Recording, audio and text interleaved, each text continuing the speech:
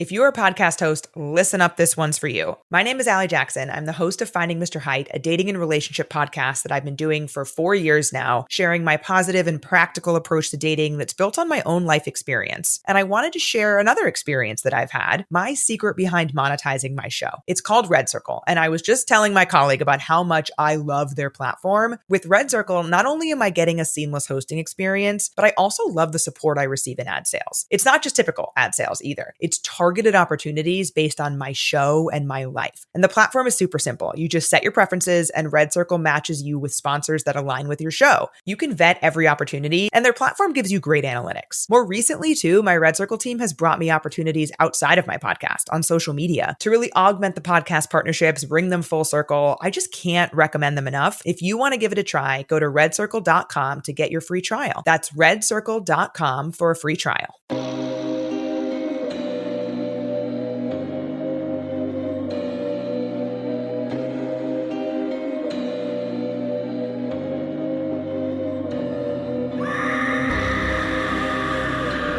Hello, kitties.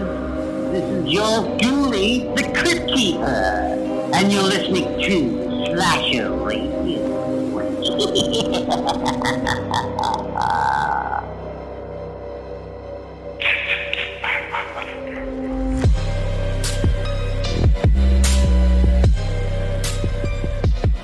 Welcome to Slasher Radio. Your host Mikey Bones, Rob Humphrey, and Kat Velour. What's going on, guys? Hey there. Heidi ho. Heidi ho. Yeah. You just never know what's going to come out of Rob's mouth. Trying out some stuff. Heidi ho. Wow. Look at you. Okay. All right. We're here for round 3 and 4 tonight of the Murder Madness tournament, 4th annual Murder Madness tournament. For the Lord Humphrey Cup. I hate you. We got drink roll call to get to. We do have a text message to get to. And then we'll get into rounds 3 and 4 of the tournament. But now that everybody's here, they got their seats. We got one thing to address before that. Horror Court. Uh-oh.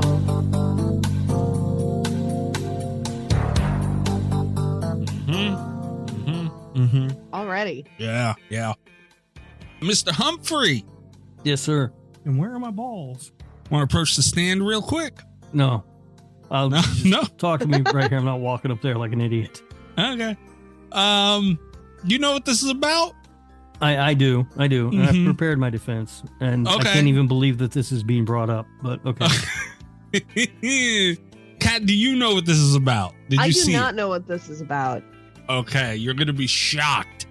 I'll send it in the group in a second, but longtime listener of the show, dear friend of the show, Silver Bandit, Jake, Camp Crystal Jake on Twitter. His handle is Silver Bandit 36. Who has quickly become my least favorite listener. Worse than Leah. Oh, wow. Yeah, that's saying something because Leah's awful.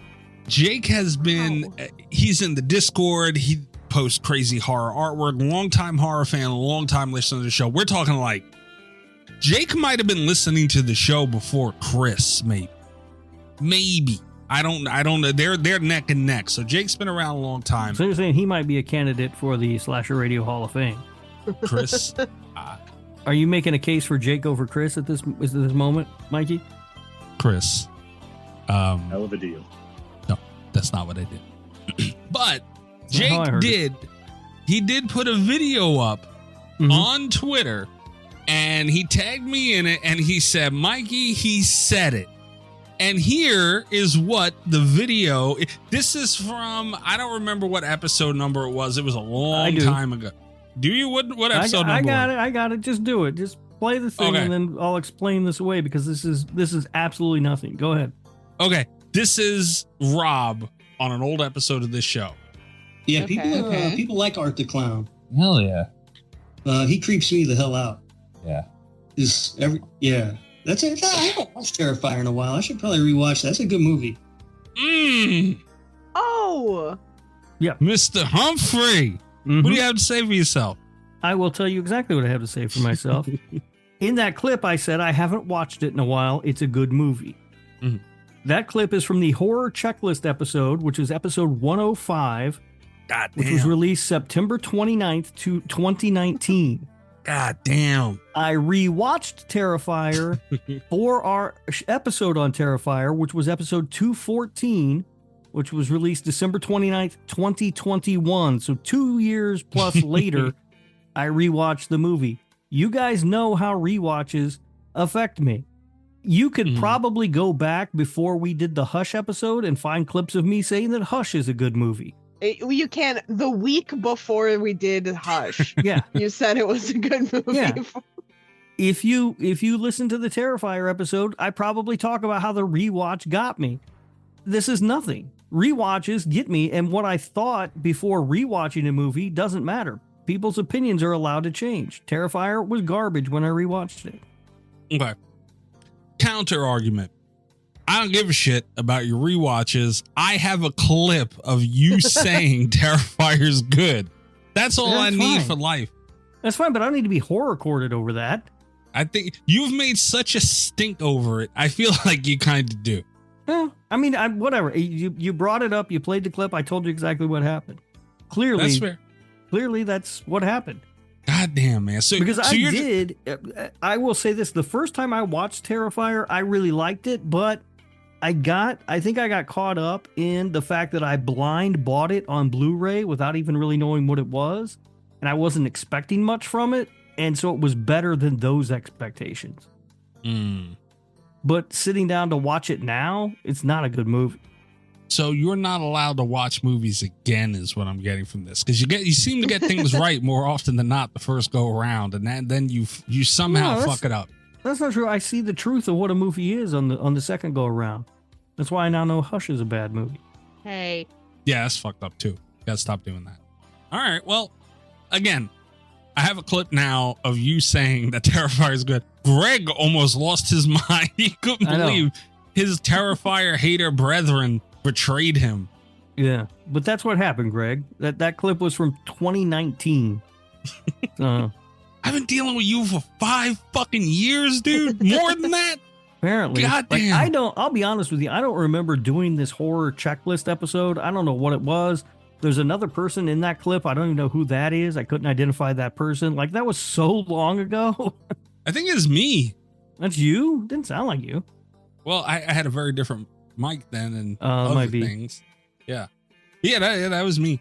That I remember doing that episode. I don't remember a word that was said in it, especially that. I'd have brought that shit up a long time ago. Yeah, I mean, yeah. But yeah, so but he did say in one of the tweets that it was that episode, so I went and looked at the date and I was like, well, fuck yeah, that was 5 years ago.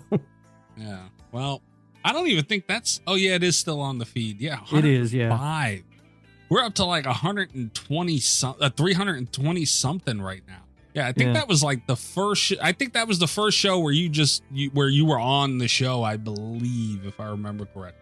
May have been. I don't remember. Yeah, I think so. Too long dealing with you. All right, Jake. Thank you very much. That is an incredible find, though. Rob, you got to admit, as far as lore of the show goes, that's a good. It's a good pull. It's a good pull, Jake. Right. Yeah, no doubt. But that's the explanation for it. I'd only seen it. I rewatched it and realized it was terrible. I'm allowed to change my mind.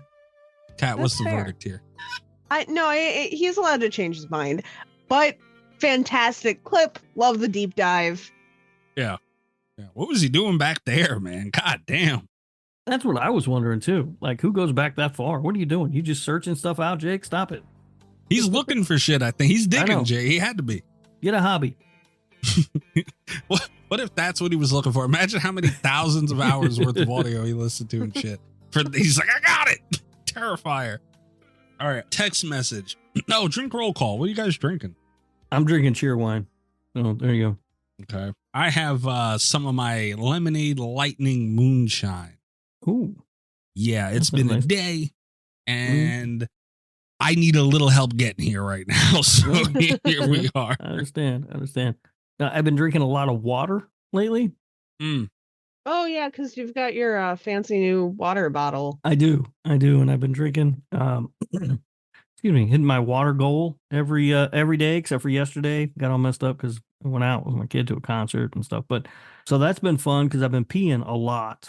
When you drink the amount of water that they tell you you're supposed to drink per day, all you do is pee. Yes. And so then I was like, I'm peeing a bunch. I don't know if I want to put a bunch of alcohol on top of that. Because that will also make me pee a lot. He was worried. I'm just relaxing with a nice cheer wine tonight. Nice. He was worried he was going to shit pants he wasn't wearing again, Cat. That's the real dilemma. Good. Honestly, though, because you were talking about this on Discord the other night, and I'll tell you the same thing I told you then, man, in front of everybody. Good for you, dude. Honestly, you've inspired me. I think I'm going to give it a go as well. Give it a whirl, Mikey. See what happens. Yeah. You will piss more than you've ever pissed in your life. Well, yeah, because when I had to make pee in a cup a couple weeks ago, that's what I was doing. Like the last few days, like an emergency flush, Yeah. And I wasn't even drinking probably anywhere near as much as that amount that you are. And I was pissing like a son of a bitch. I was like, damn, it's got to be all out now. Yeah, it gets really annoying. I feel like, because I monitor how much water I drink, and I drink a lot of water. I'm kind of afraid to look up how much you're supposed to have, because it's like, if it's any more than what I'm already drinking, I'll die. According to the app that I have, Kat, it is 64 ounces a day. Okay, that is exactly how much water I drink a day, so I'm good. Okay. I'm set. But yeah, any more, and I would, because you pee all the time. yeah, it's constant. It's and I thought it was annoying. One of those, like, because when I started, I was really dehydrated, and it's like, well, once my body adjusts to having enough water, it'll go away, but it doesn't. Great, that's good to know. I got that to look forward to. Then that's a fun thing to look forward to. Just my life now. Kat, so on Discord that night when Rob was talking about it, we were calling him I be pissing. Yes. Of course. I be pissing. All right. Text message 917-397-KILL. Trace the call. It's coming from inside the house. It's 917-397-5455. If you want to leave a voicemail for the show, we'll play it and discuss it. Anything show related, anything horror related. If you have Rob saying anything positive about Terrifier again, feel free to call in and let us know. Or you can send a text message and we'll read it and discuss it as well. This text message is from Tasha, Rob. Oh, great. The text message reads, I'd like to formally accept my crown for being in the last place on the power rankings, and certainly can't do that without thanking the mashed potatoes for helping me get to where I am today. I pledge to work hard. Don't get your grubby potato hands all over it. I pledge to work hard at keeping this honorable position to be. Oh. How do you feel about that, Rob? I mean, look, it's good to have goals, I guess. Tasha continues that for everybody listening, that's a Patreon thing. We on the Patreon show, patreon.com/radio tier starting as low as $3 a month. Yep. Sign up and I'll rank you as well. That's what he does. There's a power ranking that Rob does of all the patrons, and usually you want to be number one, but people like Tasha, they stride for the bottom, and it's been a long going thing. So Tasha won, apparently. We do it every quarter. Yeah. And I will say that I think Chris was pleased to be at number one. He seems happy. Yeah. So that's good. And also, this is, I think, the first quarter that 2 days in a row I was yelled at by someone about their placement on the rankings. I got yelled at by my mother. And then I was yelled at by Allie. So people seem to really take this personally. Yeah, you keep talking about how you don't want to do it and you want to get rid of it. Like, people really... Greg also, let me look it up real quick. Greg had commented on it as well on Patreon, which I know you don't see. Yeah, I didn't see that, Greg. Well, Will also commented on it. Where's my Will button? Thrill me. He said, I'll take it. So, I mean, I guess that's... he was at the bottom last time, so I think he was happy to move up. Right. But Will, I will say, for the record, Will did seem to be bothered by being at the bottom. He didn't like it. Yeah, he didn't like that. No. Greg commented on it as well, saying, challenge accepted. I see you, Robert. Well, he's coming. Don't talk to me. Talk to the potato thief over there. She's the one who's got your crown, Greg. Kick him in the dick. Mm-hmm. I'm getting grubby potato mess all over it. Tasha does continue, though. That being said, have you guys ever tried putting someone else's face on the wheel to see if that makes it a bit more gentle with its matchups? You can't put I Rob's. don't like what you're implying, Tasha. You can't put Rob's face on something and expect good juju. Well, Oh. goddamn. Well, you're not implying it at all. I don't like what you're saying, Tasha. Wow. Listen, I told you, I have always taken pride in the way that I bring joy and lift people up. And then a couple of weeks ago in Allie's stream, I was told that I needed to be a little more rude and assertive. And I think that's correct. So that's what I'm doing now, Tasha. But in the past, I've always been, just the friendliest person. Too friendly, apparently. Yeah. That was last week. You've been a dick for 5 years. You've been a dick. Tell me. Damn. Tasha, I like your style. Keep doing what you're doing. And that shit. She will take a shot at Rob in a heartbeat, won't she? Goddamn. She will. I do not like it. I like it a lot. All right. We do need to get into the tournament, but I did put up the polls from the week prior. Oh, yeah. Okay. Yeah, I put up the rest of those polls and the ones from last week. So you guys want to run through that real quick? Yeah, but we want to do that, but there was something I wanted to talk about before we got into Murder Madness for the Lord Humphrey Cup.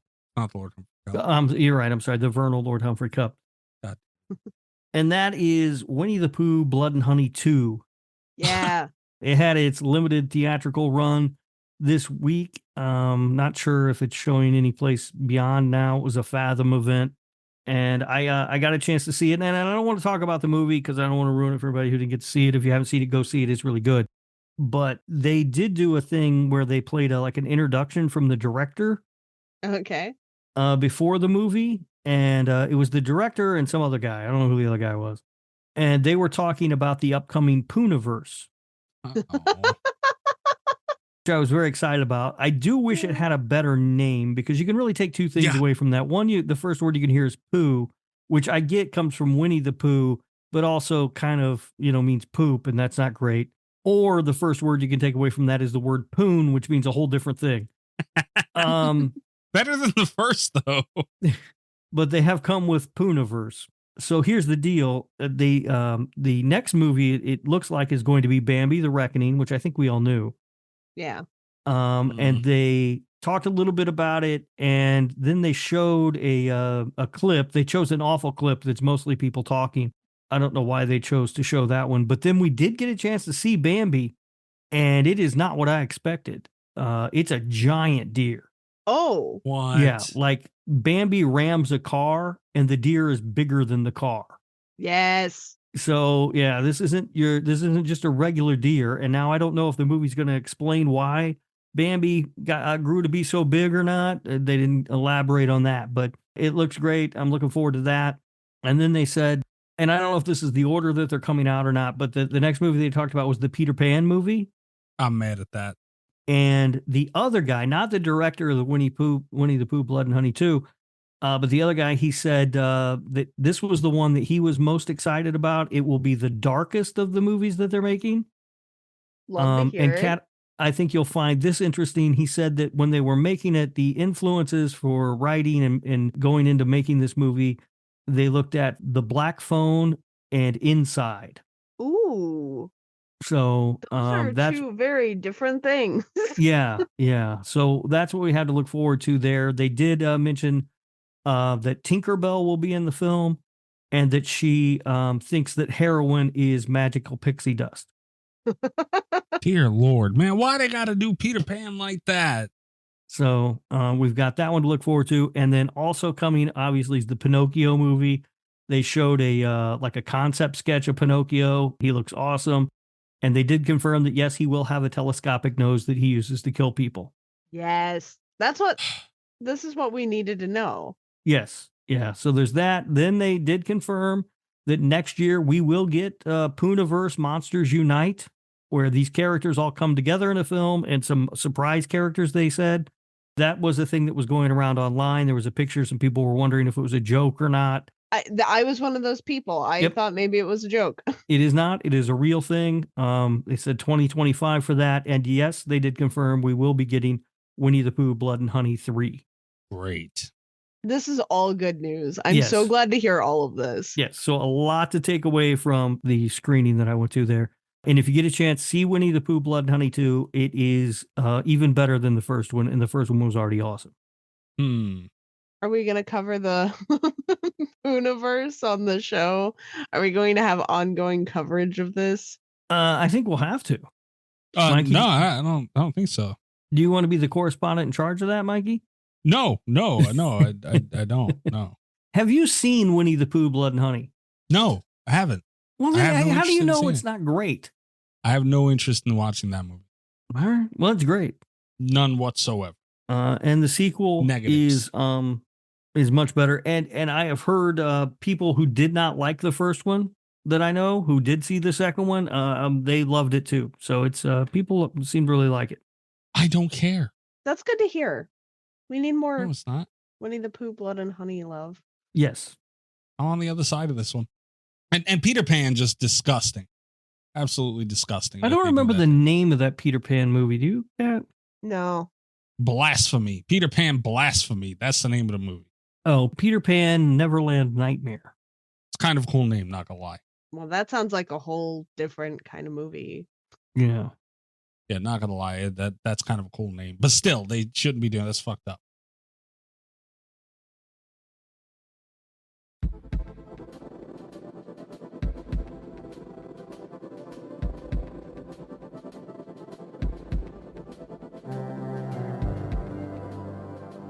All right, polls.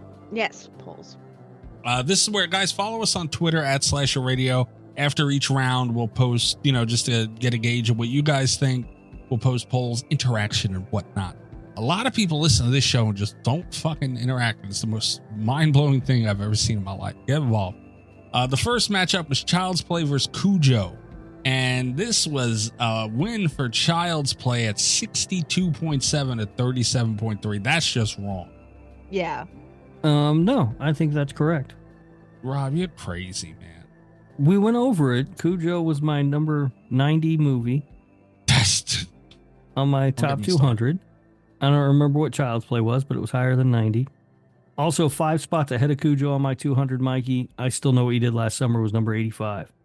I want to stab you. And it does not look like Ice-T is in the Peter Pan movie. I can't find him listed anywhere except for that one thing on Google. So, all right. The next matchup was The Thing versus My Bloody Valentine. These are both from the 80s.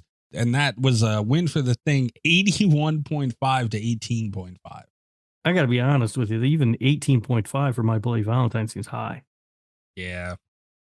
I mean, a lot of people like that. Like, I am attached to that movie for some reason. Like, I like it a lot. But, I mean, I knew what it was. I like My Bloody Valentine more, but that's just not what it's going to be. Yeah, but you're an insane person with insane views.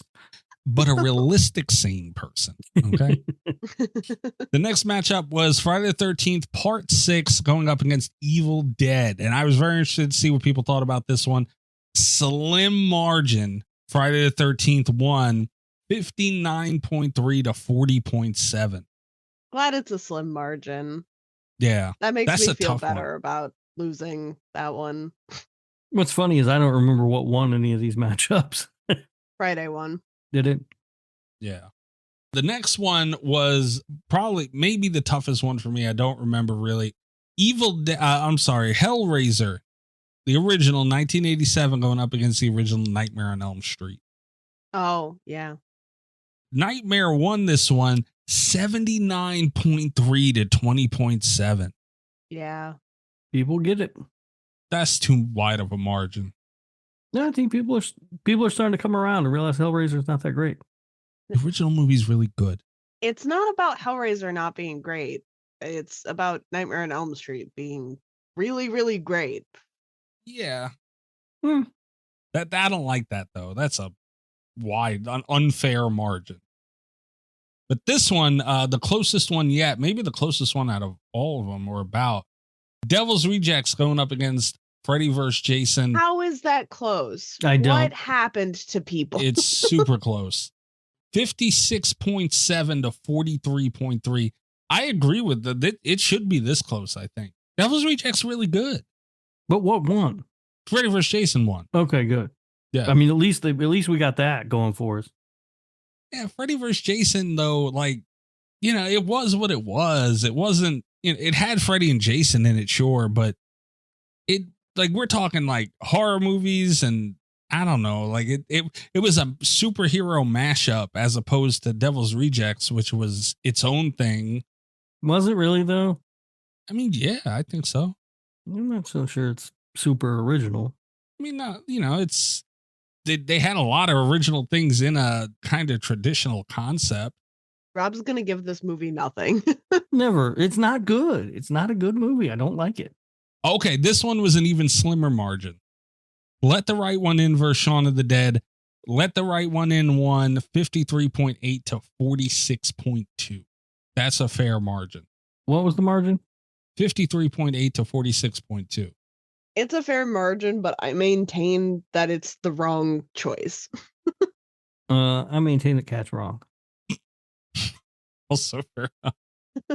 The next matchup is Trick or Treat versus Behind the Mask, Rise of Leslie Vernon. 88% to Trick or Treat to 12%. Damn. Wow. People love Sam. Wow. That one's just unfortunate. I mean, it's true, though. It's just unfortunate. Like, Trick or Treat is better. I think we all voted for Trick or Treat, right? But I will say that seems like kind of a wide. I don't remember if I margin. voted for Trick or Treat or if I gave a pity vote to Rise of Leslie Vernon. They're both very close in my mind. Closer than that. They're not that close to me. That's an unfortunate but fair margin. The next one is Saw versus American Psycho, and Saw won handedly at 71.9 to 28.1. That should be wider, I think, that margin. Yeah, I think. Yeah. I think people like American Psycho, though. At least I know people who really like American Psycho, so they're out there.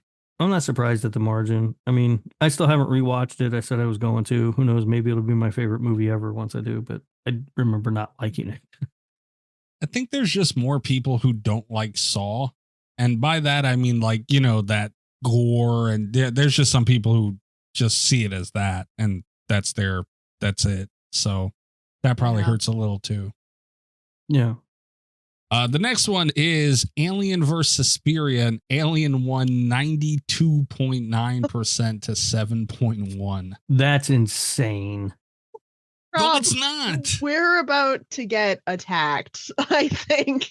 There is no reason that margin of victory should be that high. Because I will say, in case you didn't remember, Rob, you and I put Suspiria through. It won on our bracket. I did not remember that, but yeah. Still. No, Alien went over Suspiria. Oh, did it? Yeah, Rob went Alien.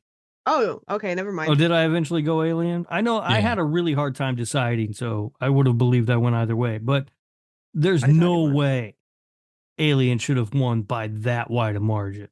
Dude, yes, it should have. No, it should not. No way. Suspiria is amazing, Mikey. All right, well, I'm glad you guys brought this arguing point up with it, because I let Damien know the outcome of this one. No. I snitched on this one, and he said, Stop snitching on me. I needed to. I told him, I said, update. My co-host spent an embarrassingly long time deciding over Alien vs. Suspiria. His reply, what do you mean? Like, what's better? I said, yeah. He said, Jesus, leave this show. Seriously, I'm going to hang them on a hook on the back of a door. That's what he said he's going to do to you two. So put you on a hook on the back of a door. First of all, that's very violent, not necessary, Mr. Maffei. Secondly, I agree with him, Mikey. You should leave this show. But you guys are going to be on a hook on the back of a door stuck, so ain't nobody going to do the show then. God, this one was Alien all day. I like Suspiria too, but it's Alien. But it's Suspiria. Suspiria. That doesn't hold the same water as it's Alien. We were talking about this on the Patreon, but I'll reiterate for the proper show. I did rewatch Alien this week. I said I was going to because Suspiria was a lot fresher in my mind. That was why I went that way. Having just rewatched Alien, I fucking love Alien. It's great. I still would have chosen Suspiria. It's great. All right. Damien's funny though. Who threatened somebody hanging him on the hook behind the door? What the fuck? The next matchup, this margin should have been wider as well. Texas Chainsaw versus the Omen, 82.1 to 17.9. All right. I'm not mad at that. All right. That seems like a fair margin. Yeah. I mean, I would have expected a little more for TCM, but it's not out of line. Okay, that's fair. The next matchup, this one's out of line. Oh, no, never mind. I take it back. This was a tough one. I was thinking of something else. The Exorcist versus Black Christmas. Exorcist won 57.1 to 42.9. That was a tough matchup. Yeah. I had a tough time with that matchup. This one would have been fair either way, I think. But I'm glad people didn't just blindly go The Exorcist. Me too.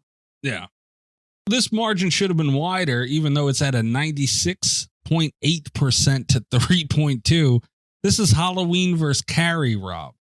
Halloween won 96%. Yeah, that seems right.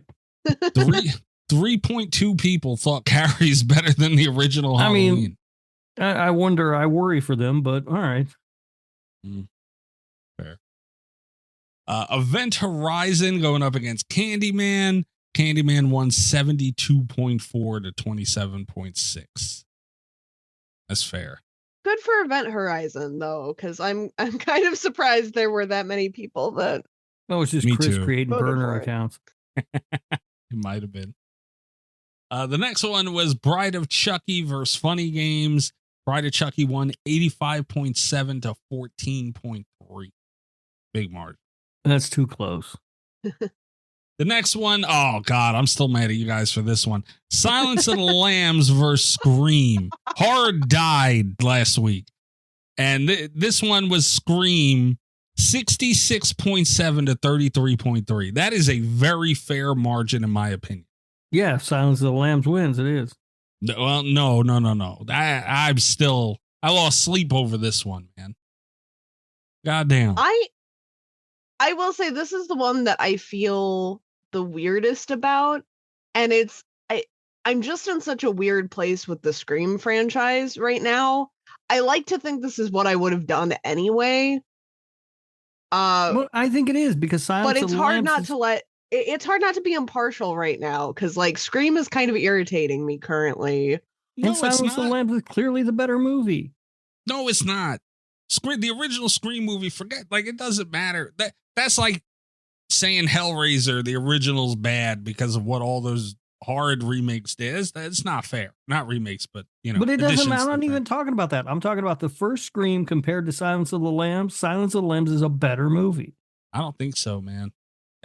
They're just a different movie. They're a sophisticated movie. Silence of the Lambs. Scream was far from it. I still think it, hands down, Scream. You guys, I lost sleep over that one. My heart was broken. But the next matchup was Blair Witch versus Army of Darkness. And this might have had the most votes. Almost. So a little tip for anybody who is like starting a Twitter account or any social media at all.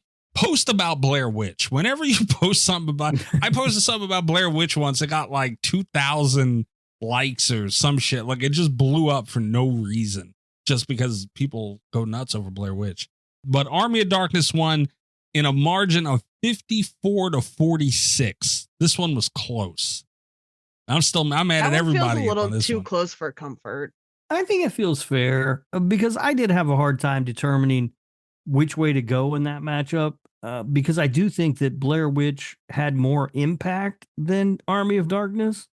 By far. And I do think it's the experience of seeing Blair Witch in the theater was like a cultural thing. Yeah. But when I just compared the movies, it was Army of Darkness, obviously. I can't believe you. So I think when people vote on Twitter, they're not, you know what I mean? They're kind of taking all that into account. I can't believe you. Still, that was another one that sucked. But that was all of them, I think. Yeah, that was all of them from last week. A lot of fucking. I hate looking at our Twitter because it's like just polls galore. Like we look like a poll page. Like there's fucking so many of them. But are you guys ready to get into round 3? As ready as I ever am. I can't wait. I've been looking forward to this all week. Okay. These super duper suck. First matchup. That's not really a way to gear us up, Mikey. Dude, these are hard, man. Here we go. First matchup. Alien 1979 going up against the Texas Chainsaw Massacre 1974. I'm sorry, what? Alien versus Texas Chainsaw. This is what we have to do. Okay.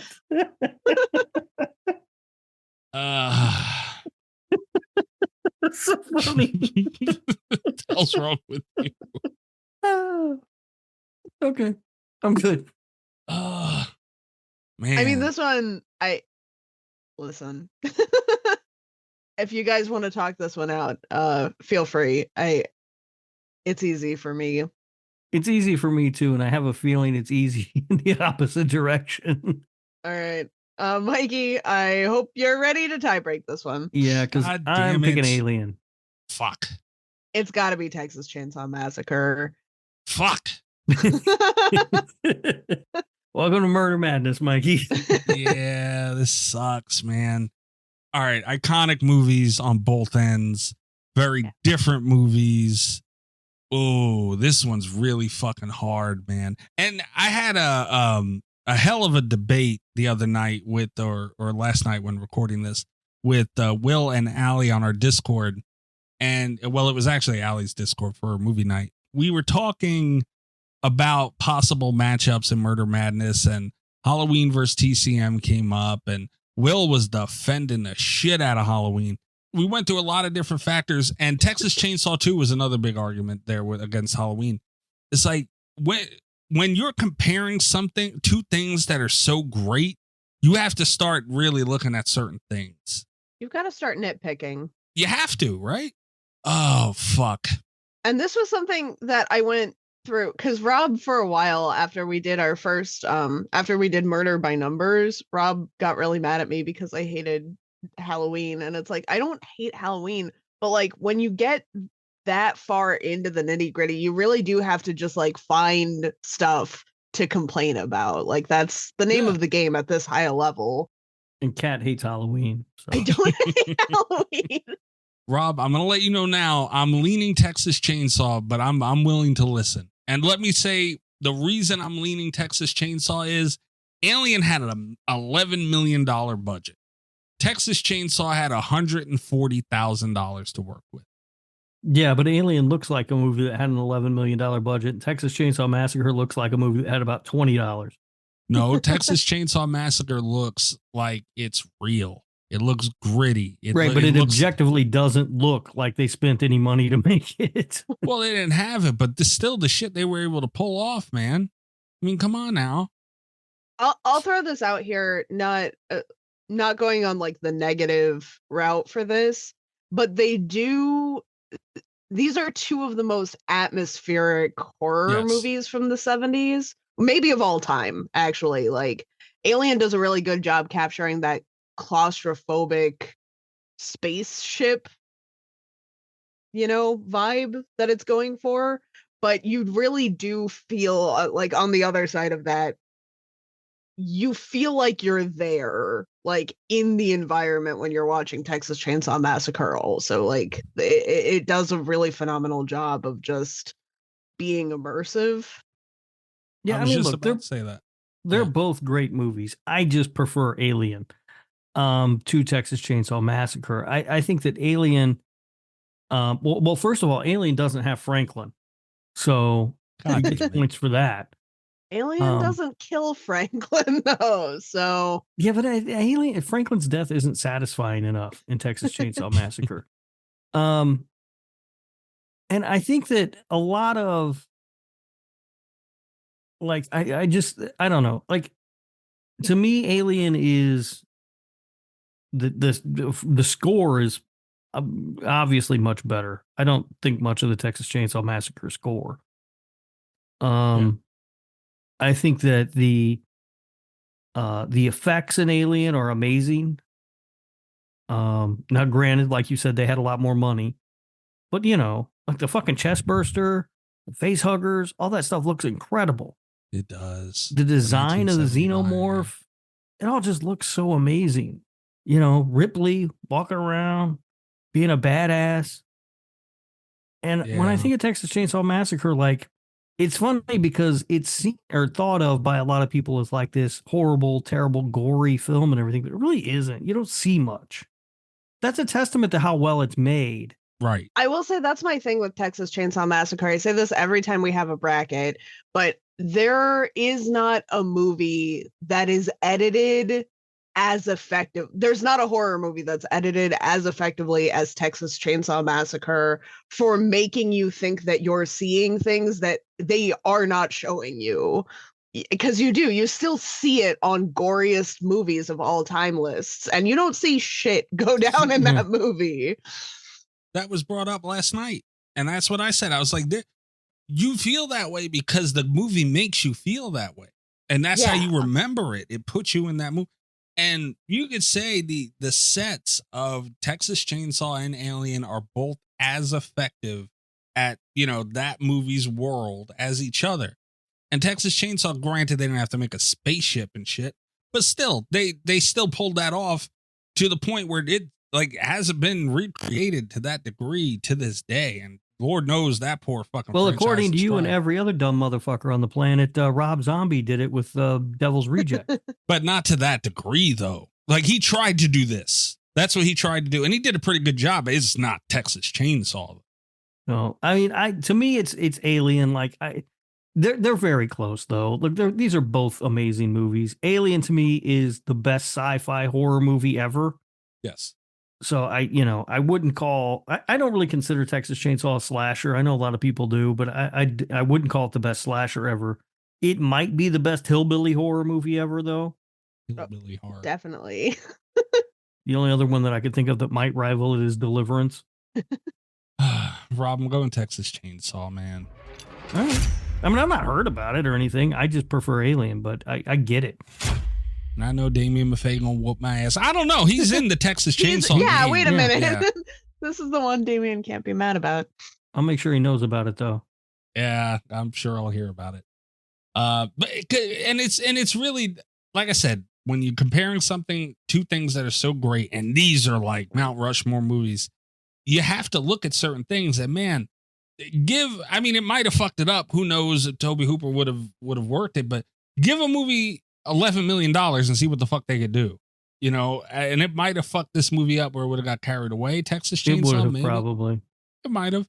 It more likely would have. I mean, the genius of Texas Chainsaw Massacre is Tobe Hooper and what he was able to do under those constraints. You know what I mean? Like, yeah. I always think back whenever I hear that, I always think back to like Kevin Smith. Remember how great Clerks was? Clerks is a great movie. Great. And then he made Mallrats after that. Mallrats fucking sucks. And that's because he got money to make a movie and he didn't know what the fuck to do with it. Yeah, but even at that same tone, give him another 100,000 maybe even and see what he can do. So just give him a little more maybe. So, dude, what they were able to create with really not a ton of money is forever lasting and hasn't been recreated on that same level since.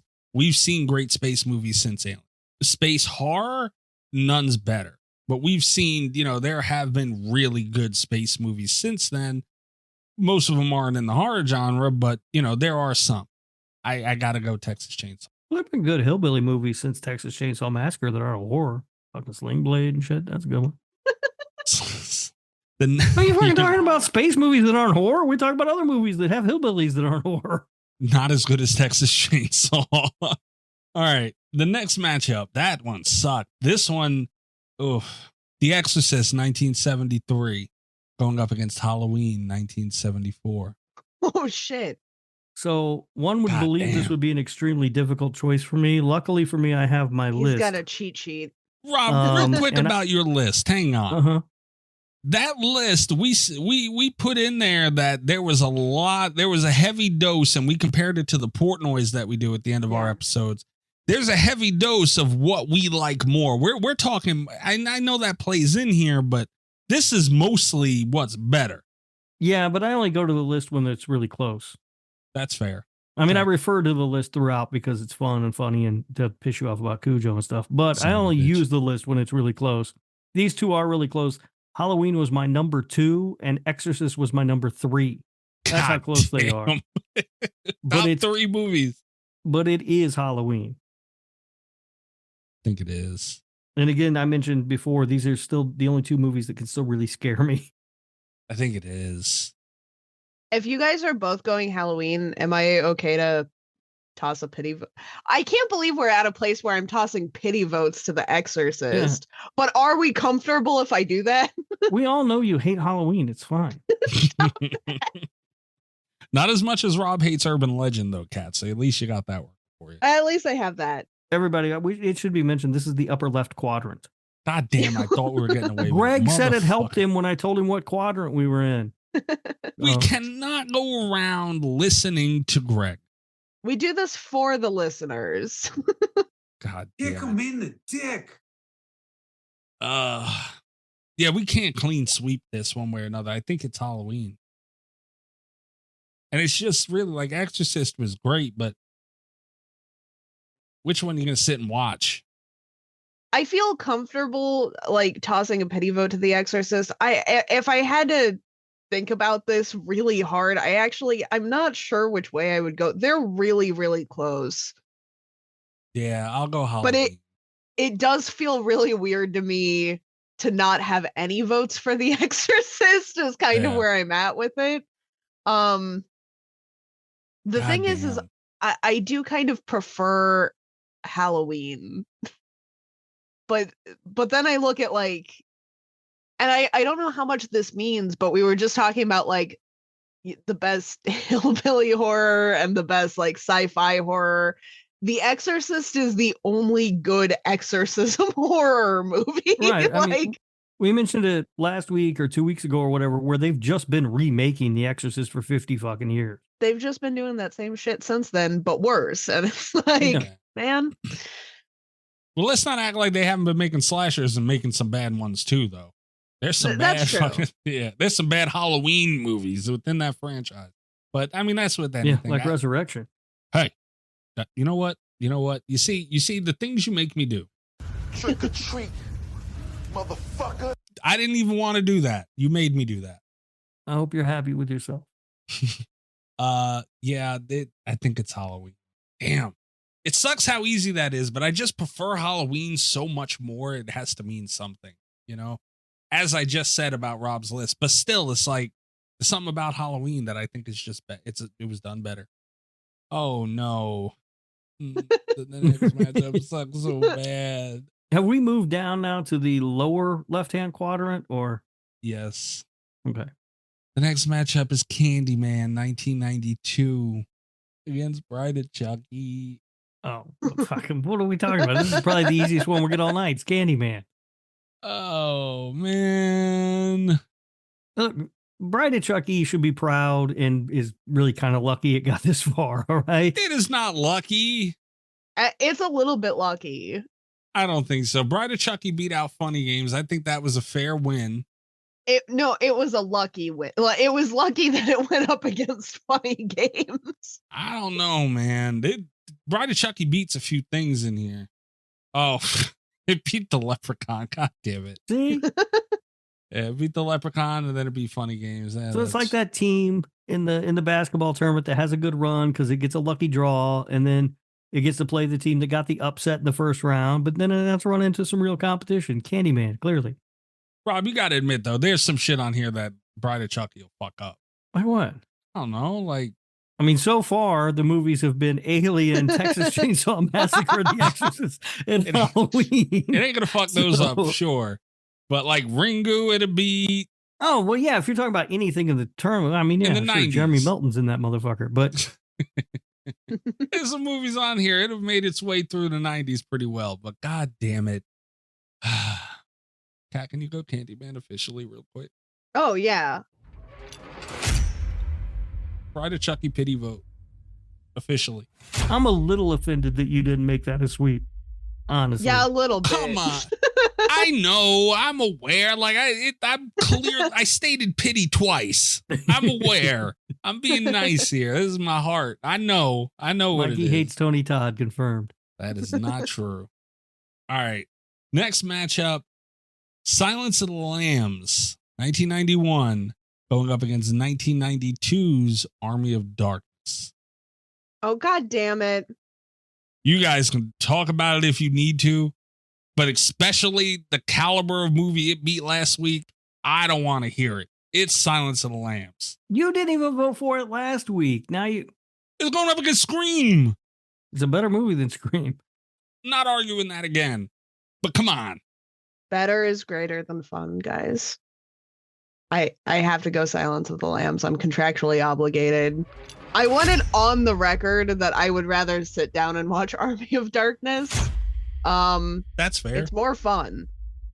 I enjoy myself more. I feel better after. But The Silence of the Lambs is a better movie. Chad hates Bruce Campbell, confirmed. No. I'll throw the pity vote to Army of Darkness. It's all right. That shouldn't be a sweep. If Mikey's not going to let Candyman sweep Bride of Chucky, I'm not going to let Army of Darkness get swept out.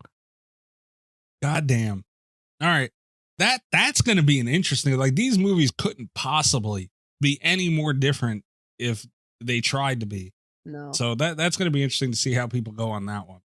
The next matchup. Oh, I will say, when you post the poll, I will probably vote for Army of Darkness. God damn it, Cash.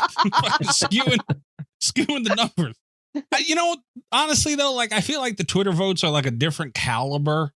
That's the thing, is that, like, when I see a poll on Twitter, I vote for like whatever is the most fun for me all the time. Yeah. That's the mindset I approach. It's not something that I have to, like, discuss and defend. You know, it's not being recorded. I can just be like, oh, I fucking love Army of Darkness. You're not going to be threatening to get put on a hook on the back of a door from an actor. Jamie Buffet's not going to threaten me. Yeah, it's like a scroll past how you feel, kind of. Yeah, that's fair. Holy shit, though, Rob. Hang on. Wait. I don't get to use this button very often. Robert Humphrey. Yo. The next matchup, round 3 of Murder Madness, is Cujo versus The Thing. Oh, well, easy. It's The Thing. No, it's not. No, it's easiest decision of the night, maybe. Well, Candyman, Bride of Chucky is pretty easy. Leave Chucky alone. But this is The Thing all day long. All right. All my bias of The Thing aside, all that aside, I give it, its effects were masterful and ahead of its time. All that, I agree. All my arguments to that aside. Dude, Cujo made you feel something that even more of a mood movie like The Thing. Like, when I watch The Thing, it doesn't hit those chords of that a lot of people say it hits. But man, Cujo hits every single one, and it's undeniable.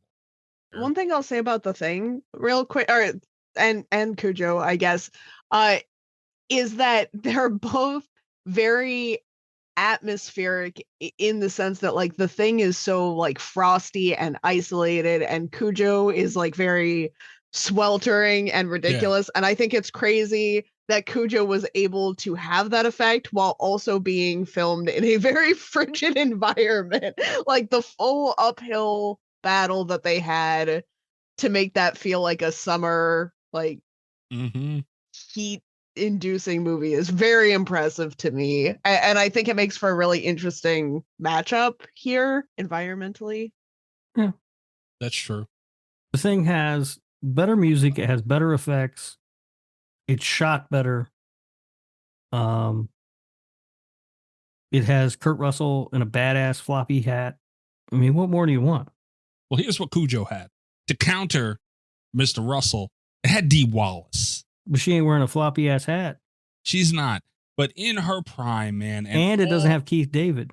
And all this movie had was Dee Wallace, a car, a child, and a happy, playful puppy that they lured to a windshield with toys and treats. and made it look absolutely vicious. And there's something to be said for that, man. I rest my case. You guys do what you must. I'm going Cujo. It's a good movie. It's a great movie. It's not better than The Thing. It's the 90th best horror movie of all time. I will never get over that. Like that's the worst thing you've ever done, maybe. But it's not better than The Thing. Jesus Christ. Kat, good luck with this one. Mikey, I'm sorry. It's God The Thing. damn it. All day, every day. Yeah. I was trying easy? to I've been sitting here kind of coming up with stuff to say that's nice about Cujo. It's got Dee Wallace. That's great. She wished you happy birthday. I know. I love Dee Wallace. And this is it's one of her, if not her all-time best performance. Like, she absolutely nails this role.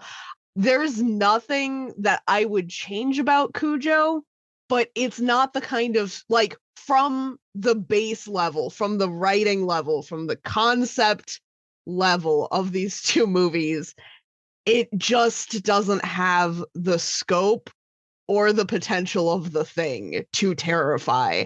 And these are both movies that 100% nailed what they were doing, but The Thing was doing something more impressive. God damn it. Yep. And you got Wilford Brimley walking around in The Thing, talking about diabetes.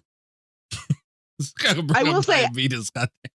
Out of all of the performances across both films, Dee Wallace gives the best one. Oh, hands down. That's fair. Yeah. Like, if it came down only to performances,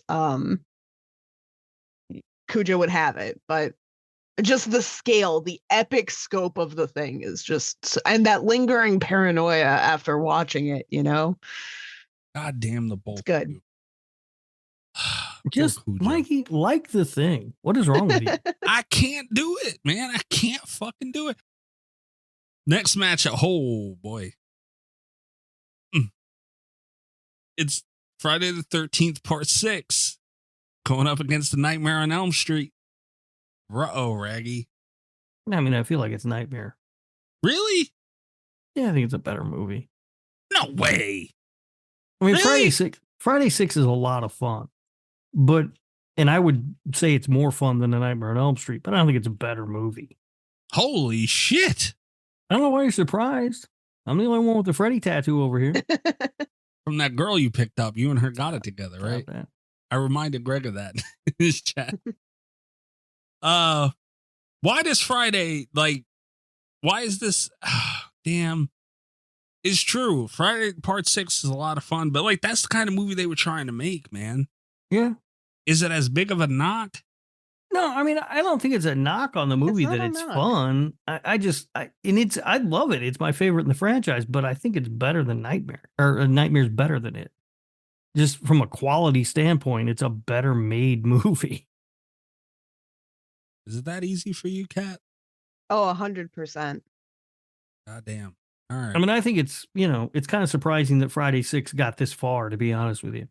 Yeah. Because it is a movie that mostly relies on being fun. And that's what they were trying to do, and that's great, but Okay. I feel like I want to throw it a pit. I mean, I probably would have went Nightmare. I was trying to talk myself into the argument because this is like Friday the 13th and Jason just get raw dogged in these tournaments and people get so mad, but it really seems like an easy decision here. The one thing about the Friday the 13th franchise, and I've said this a million times, even when I declared that it was my favorite franchise, and that is that none of the movies are as good as like Halloween or A Nightmare on Elm Street, but none of the Halloween or Nightmare movies are as fun as any of the Friday the 13th movies. It's a franchise built on fun, and that's great, but they're not, the highest quality films. Well, and as Kat's, read the Post-it note, Kat. Better is greater than fun. So there you go. If this was about the most fun horror movie, it'd be Jason Lives All Day.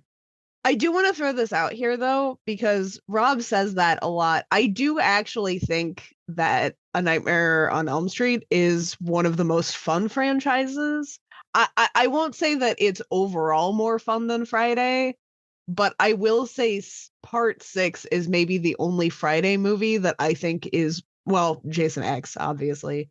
But I think Friday 6 is the only Friday movie with Friday in the title that's more fun than the original Nightmare on Elm Street. Like, I just have a blast with the first Nightmare. And also it's very well made and scary. Like, it hits all the right notes for me. I think all the Friday movies are just a lot of fun. I think that's kind of what the franchise is built on. It's just fun. And I get what you're saying, but I don't find the original Nightmare all that fun. And the ones that I do find fun aren't very good movies. I was just going to say that. One could argue Nightmare on Elm Street gets very fun. It's just the problem is the movies are awful. Yeah, so it's no fun to watch them. Right. They get too fun and very silly. But all right, so Nightmare moves on. God damn. Did you officially pity vote? Yeah, I'll pity vote it, Jason Lives? Okay. Yeah, but it's Nightmare. We got Freddy vs. Jason back to back as the next matchup is Freddy vs. Jason from 2003. This wheel thought ahead on this one. It knew it read our minds and everything. Yeah. Oh, we moved through the upper right-hand quadrant. Now we're in the lower right-hand quadrant. God damn. Let's start drinking. They can't be drinking cheer wine, man. I need you drunk. You won't notice this stuff. No, it seems like when I was drinking, I was sharper on the quadrant stuff. I kind of let that slip a little bit. The next matchup is Freddy vs. Jason 2003 going up against Let the Right One In 2008. I don't think you could pick two movies that are more opposite if you tried. In the spirit of not being spiteful about Shaun of the Dead, I will go ahead and cast my vote for Let the Right One In. Yeah, I'm clearly voting for Let the Right One In here. Yeah, I'm not even going to give a vote for this one. Yeah. Let's Let the Right. Yeah. Again, if this was what's more fun, yeah, it would clearly be Freddy vs. Jason. And honestly, I watch Freddy vs. Jason a lot more. Yeah, so do I. You don't have to read Freddy vs. Jason. Yeah, I'm never in the mood to just like sit down and be like, you know what's going to bum me out right now? Yeah. Well, look, I'm not going to lie. Sometimes I am in that mood and I do watch Let the Right One In, but more often than not, I'll watch Freddy vs. Jason. Yeah. All right, clean sweep. Let the Right One In. And we're down to we're down to the last matchup for round 3. And it's Trick or Treat 2007 going up against the original Saw. Oh, listen, I know it's going to lose. I know I'm going to be outvoted here, but I'm also going to be the least anticlimactic about it. To no one's surprise, Saw's better. Okay. I feel that strongly. Now, let me ask you this. Do you feel that, or is it just because you're such a Saw fangirl? No, I really do feel that. All right. I am a Saw fangirl, and I take it to extremes when I start defending 4 and 7 and fighting people on the internet about 5. I get it. I let my love of this franchise really, sway my opinion on this sometimes. But that started because of how good Saw was. Like, Saw was and Saw's not even my favorite one in the franchise, but it started that whole like chain reaction of me becoming a Saw fangirl because it was so effective. I love the storytelling. I love the tight enclosed environment. And because I talked about it with Texas Chainsaw, I have to bring it up with Saw also. Saw has great editing. Like, people walked away from that like horrified that they watched a man cut his foot off, and that's just not a thing that they show you on screen. Like they did a really good job editing this, and they did it on no budget. And Tobin Bell was hardly in it, but he was such an icon in it. We've got Carrie Elwes like just being the very unhinged Dr. Gordon. Everything about this just works for me. So I genuinely believe it. All right. Well, I'm in a weird spot here because I don't know what I'm going to do. I don't either. I'm leaning Trick or Treat, though, I'm going to be honest. And it's because Trick or Treat, it has Sam.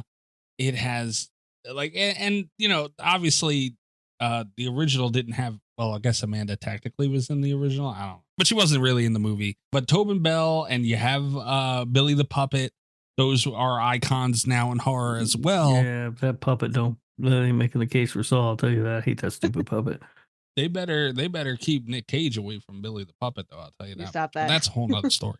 That is one thing though, and it's completely unfair, but because there's only one Trick or Treat movie, but the original Saw, to me, in my opinion, Saw 2 is better. So even within its own franchise, like I would probably be more prone to go Saw 2 over original Saw over Trick or Treat. Well, there's only one good movie, as we know, in the Saw franchise.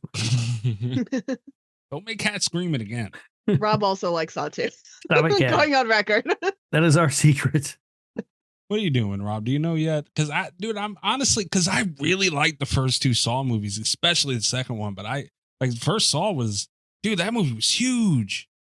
Yeah, I really don't know what I'm gonna do. I really don't. I'm still trying to figure this out because I do like Trick or Treat a lot. Like it's a really good anthology that I think plays out in an interesting way, and Sam is cool. There's something about the vibe of Halloween night too. Like they nailed it so fucking well. Yeah, I'm gonna leave this one up to you, Rob, and go Trick or Treat. Because how many times do we see a corny Halloween themed movie? You know? Yeah. Like it happens so often. It's like, man, they really nailed that shit. Like it's become a cult Halloween movie. I gotta go Trick or Treat, but it's slim.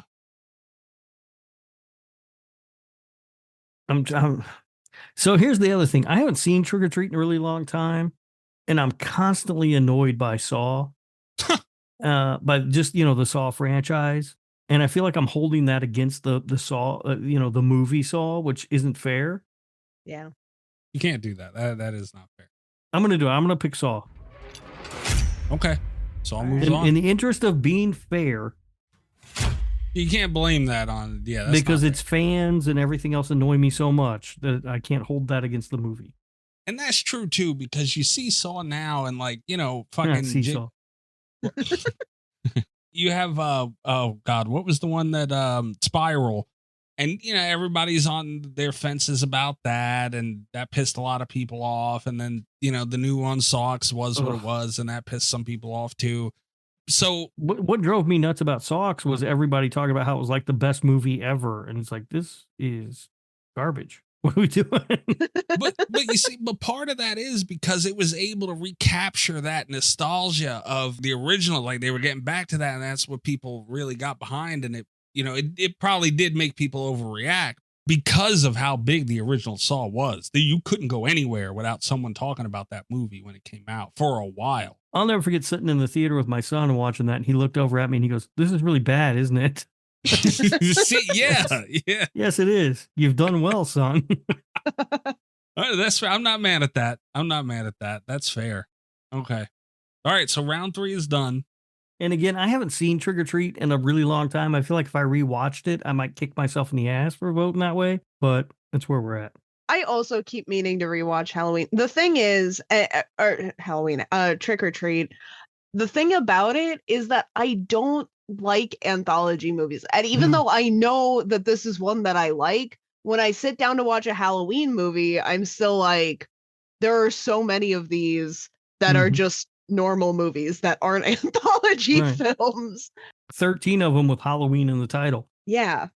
But the thing that I do like about and the thing that I like about Trick or Treat though is that it is an anthology, but it doesn't really play out like one. No. When you watch it, it doesn't have like that interstitial between or whatever, it's the stories all connect, and I thought that was clever, and I liked the way that they did that. But yeah, it's a very good movie. That was a tough This decision. might be the year that I rewatch it though.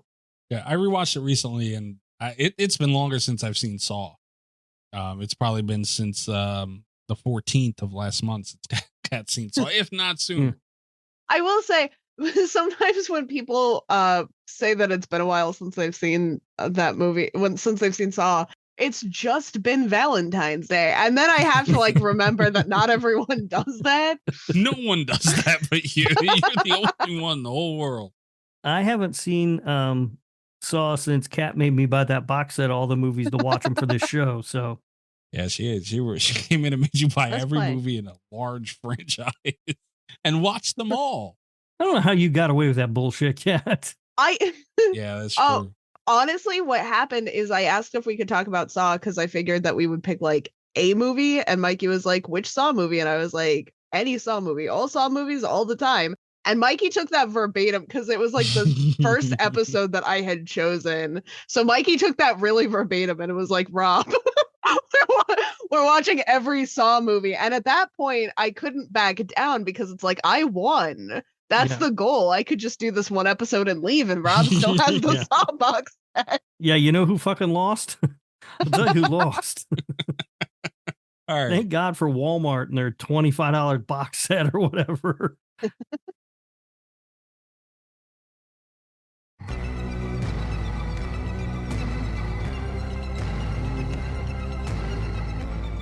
Okay, first matchup, round 4. Here we are again.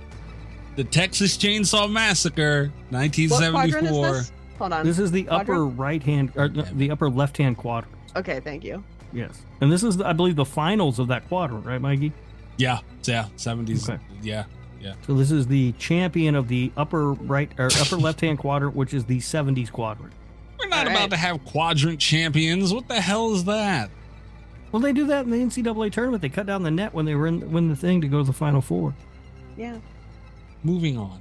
Texas Chainsaw Massacre 1974 going up against Halloween. All right, well, let's just fucking get this over with. You assholes are going to do it again. This is fucking Halloween, but I know what you're going to do. Just fucking do it. Mikey might have changed his mind. He was on the fence last time. No, Mikey was arguing last night. Like, listen to this cat. Here we go. God damn it. Thanks, Allie. I know which way you're going to vote. We know which way this is going to go. This is All what right. Mikey says last night, right? He says that Texas Chainsaw Massacre has a more iconic opening scene than Halloween. Did not say that. Oh, is that what was the fight? Nope. No, that is not what I said. Well, I wasn't there because I was at a concert, which is the only reason I can even imagine you got so out of pocket. The reason Rob knows because he was at a damn concert is because Allie and her big ass mouth sitting there snitching on me in a group chat while we're having a damn private conversation, disgusting actions. But that is not true. We were going back and forth about the Halloween Texas Chainsaw thing. God damn it, lo and behold, here we are. We're just naming things of which one's better, going back and forth and having the debate. And opening scene came up. And one of the arguments that Will and Allie had for the Halloween opening scene is it's iconic. Yes, it is more iconic than the opening of the Texas Chainsaw Massacre because Texas Chainsaw's opening scene was the dude on the radio talking and that mummified body. I said it was better. And it was better. It was creepier. It's not better. It was better.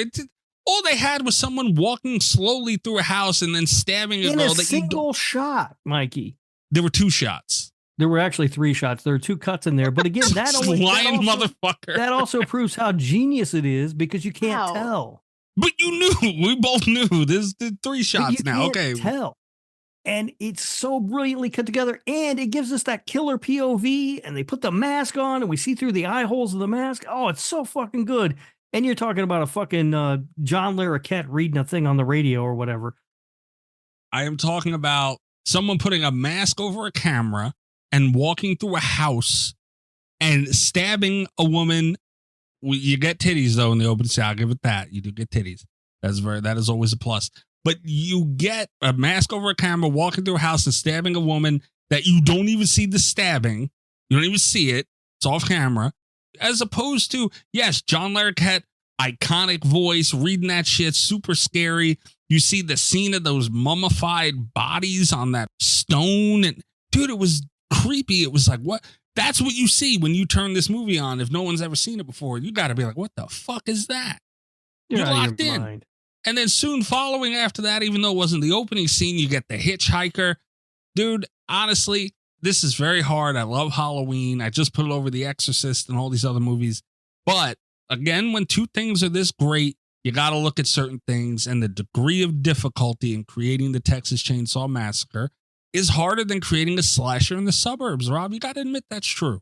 Not when the suburb is Pasadena and you're making it look like Illinois and it looks great. It's not. This isn't a Nightmare on Elm Street where there's fucking palm trees in Ohio. Fuck Ohio for the record.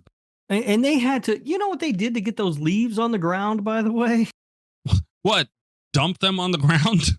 They had to collect leaves because there weren't leaves on the ground and go in bags and pour them on the ground. And then after each scene, they had to collect them, put them back in the bags and take them to the next location. Look, I got a landscaper. All right. I don't pay him that much because his job's not that hard. I just too lazy to do it my damn self. I watch him do it all the time. It's not that bad. By the way, Halloween didn't have the budget of $11 million that Alien had. Halloween had $300,000, $325,000. That's still double what Texas Chainsaw had. Right, and they made a movie that's 3 times as good. No, that's not fair, man. That's a little silly. Halloween is better shot, it's better acted, it's better written, it's better directed, and it has a better score. It has a better score, I'll give it that. It does have a better score. It's better acted, too. By how much, though? What's his name is really the only shining star in that movie. Laurie Strode, Jamie Lee Curtis was not Jamie Lee Curtis, Laurie Strode that we've come to know. She's still very good in that movie. She's mid at best. And it doesn't have Franklin. So what? But Franklin doesn't die. I'm just saying. There are so many iconic shots and iconic moments in Halloween, things that became slasher movie standards. I still got to go Texas Chainsaw, Rob. I'm sorry. All right, go ahead. I knew you guys were going to do this. Like, I'm not. It's fucking stupid. We have to do this every time because you guys are so wrong. But Rob, like I said, they're both. If I had to sit down and watch one of these, it would be Halloween. 7 to 8 times out of 10, it would be Halloween. Oh, see, that's where we differ because I would also watch Texas Chainsaw Massacre more times. Halloween is number 2 on my list. TCM is number 16. What was number 1 on that list again? Shape of Water. See, it's a fraudulent list. It doesn't matter where you have either. Wait, where'd you have Texas Chainsaw? 16. God damn. Okay. Yeah, dude, I don't just like below Hereditary. Oh dear Lord. Good God, man. Fraudulent list. Burn that list. You know what? Come back next week with a new 100 list. We're going to go over your list on Patreon next week. Your revised list. Rob, I hate it too, man. I don't like it at all, but. All right. Well, you're going to have to deal with Will, not me. Will's going to be really pissed. And Will isn't even. Allie left out all the things Will was saying. He said he enjoys most Halloween movies over the original. Yeah, he said that before. Yeah. I believe that's how he ended up at the bottom of the power rankings. Whoops. But, you know. Texas Chainsaw, is it a clean sweep, Cat? Well, it's not a clean sweep because I voted for Halloween. If we just piss Rob off enough, he'll switch votes. But yeah, Texas Chainsaw all the way. Okay. Rob, I'm sorry. I really do hate that this keeps happening. I truly do, man. I think next year when we're brainstorming how to set up quadrants, we should start with, will this put us in a situation where we have to revisit Halloween versus Texas Chainsaw? We're not doing quadrants next year. We're gonna figure out a way to divide it up into 8 tillionths. Oh, okay. Yeah. Lucky me. Yeah, I don't even know what an 8th is called, but we'll figure it out. All right. Oh man. Octodrant. Huh? I'm inventing words. It's fine. We can move on. Why are you saying that? What the hell? Oh man, this sucks balls. Candyman going up against Silence of the Lambs. Candyman. And this is the lower left-hand quadrant champion. And it's Candyman. It sure is Candyman, isn't it? It is. Yeah, and this one's rough. You know what the biggest thing is? Like, this is really a fucked up matchup for Silence of the Lambs regardless, because what it had against most of these movies is it was so higher brow and high end, but Candyman is like a sophisticated movie as well. Yeah, it is. So it's like it doesn't even have that to lean on. And also the cultural issues from Candyman. Yeah. I'm not going to say that they were perfect in the original, but they have aged a lot better than the ones in Silence of the Lambs. Yes. Yeah. To me, yeah, it's not even really a question. It's Candyman. It is just an amazing movie. Silence of the Lambs is great, but Come on. But it's not Candyman. Yeah. Who would you rather sleep with? Candyman or Hannibal Lecter? Well, hang Anthony on. Hopkins, he handsome man though. He ain't Tony Todd. That's fair. He's not. That he is not.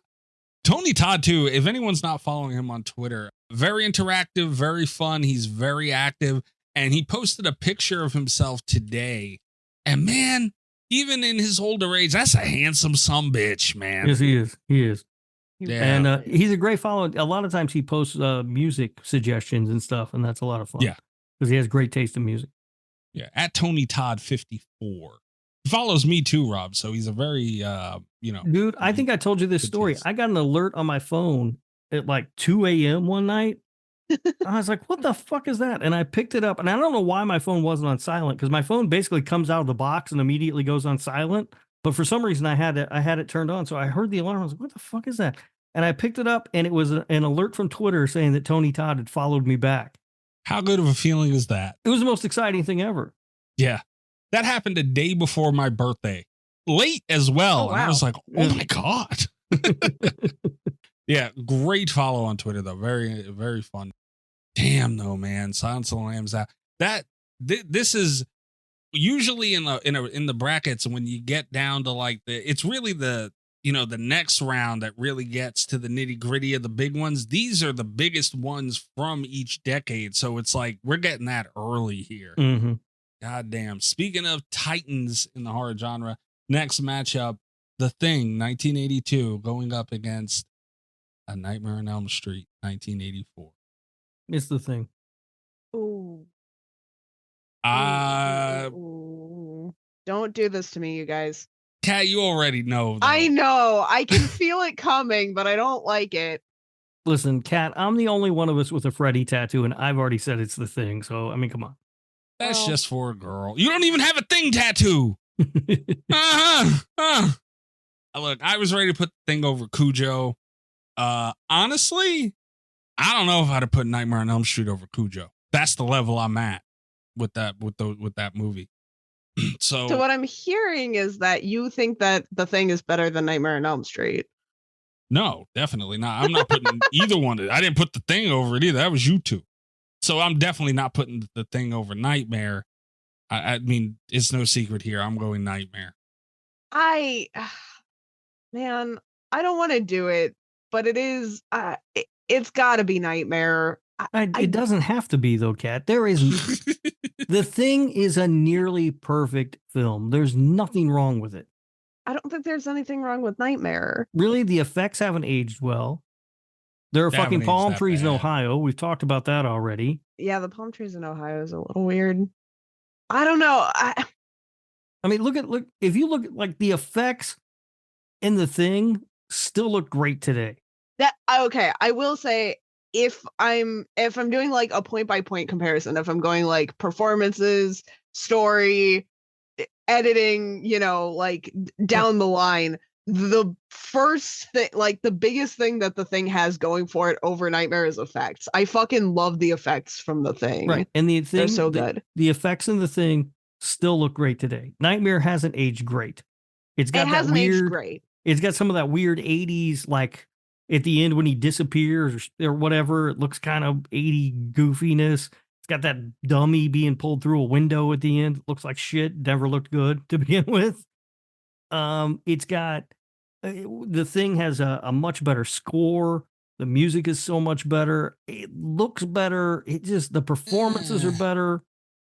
And it's very atmospheric. It's very isolated. To be fair as well, you're talking about a movie that had a $10 to $15 million budget compared to Nightmare that had one. And give Wes Craven money, as he's proven. He can work magic with it, as we've seen in this franchise and in Scream when he had some money to work with.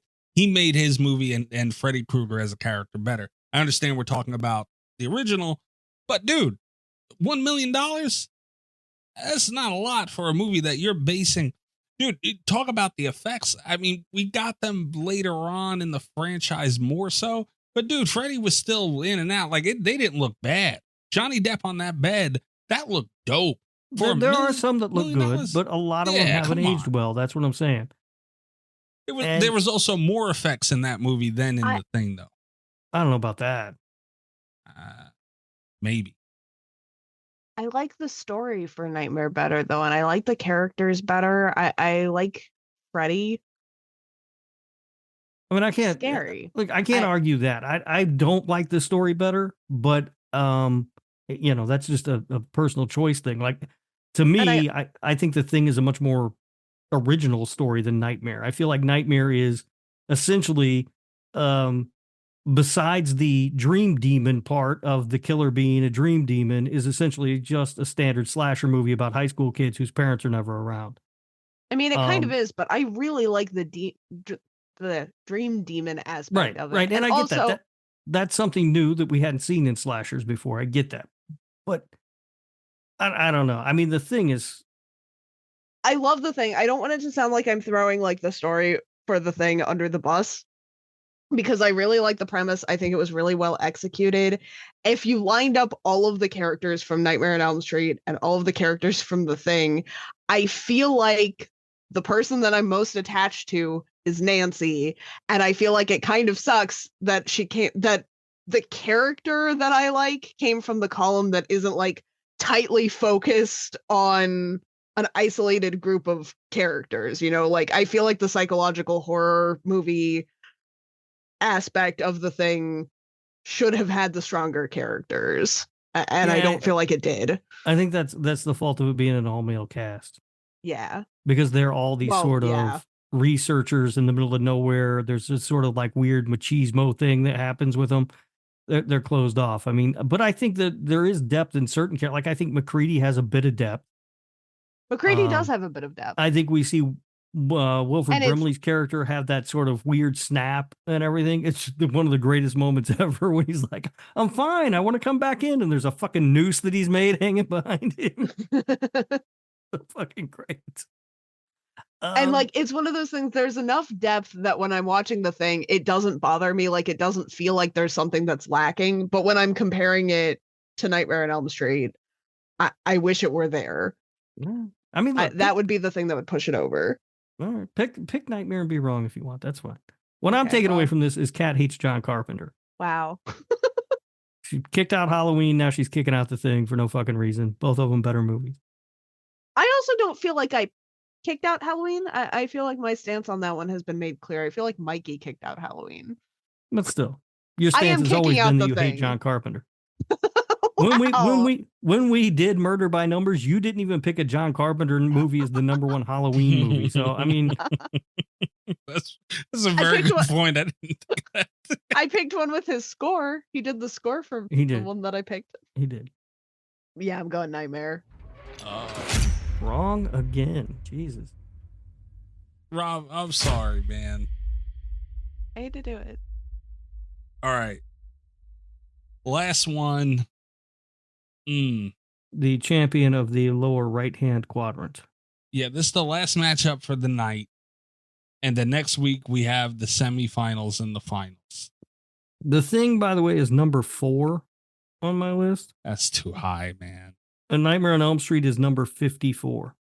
How do you sleep at night? How is it that low? I just don't love it the way people do.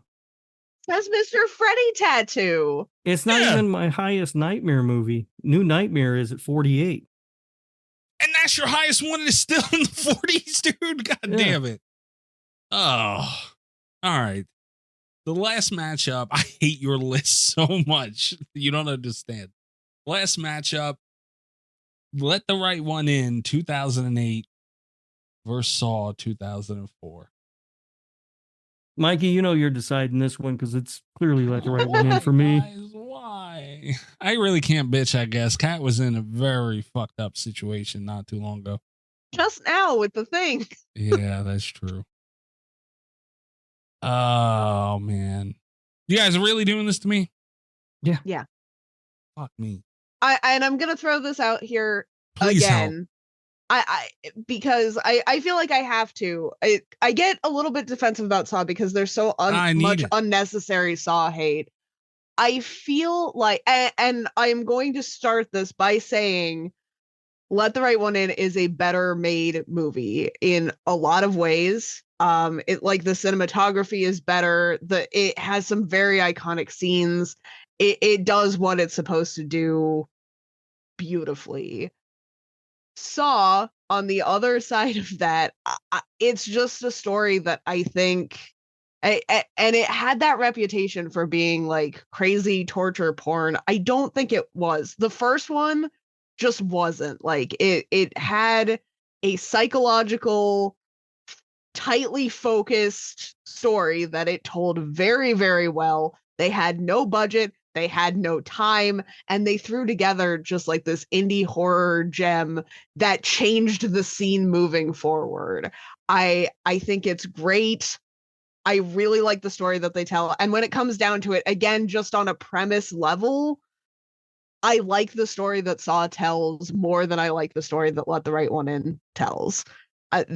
That's just not an applicable fear to me past like isolated themes from it. Whereas being stuck, like losing control, having, this kind of blame put on you, and then asking yourself like, what kind of choices have I made? What kind of a person am I?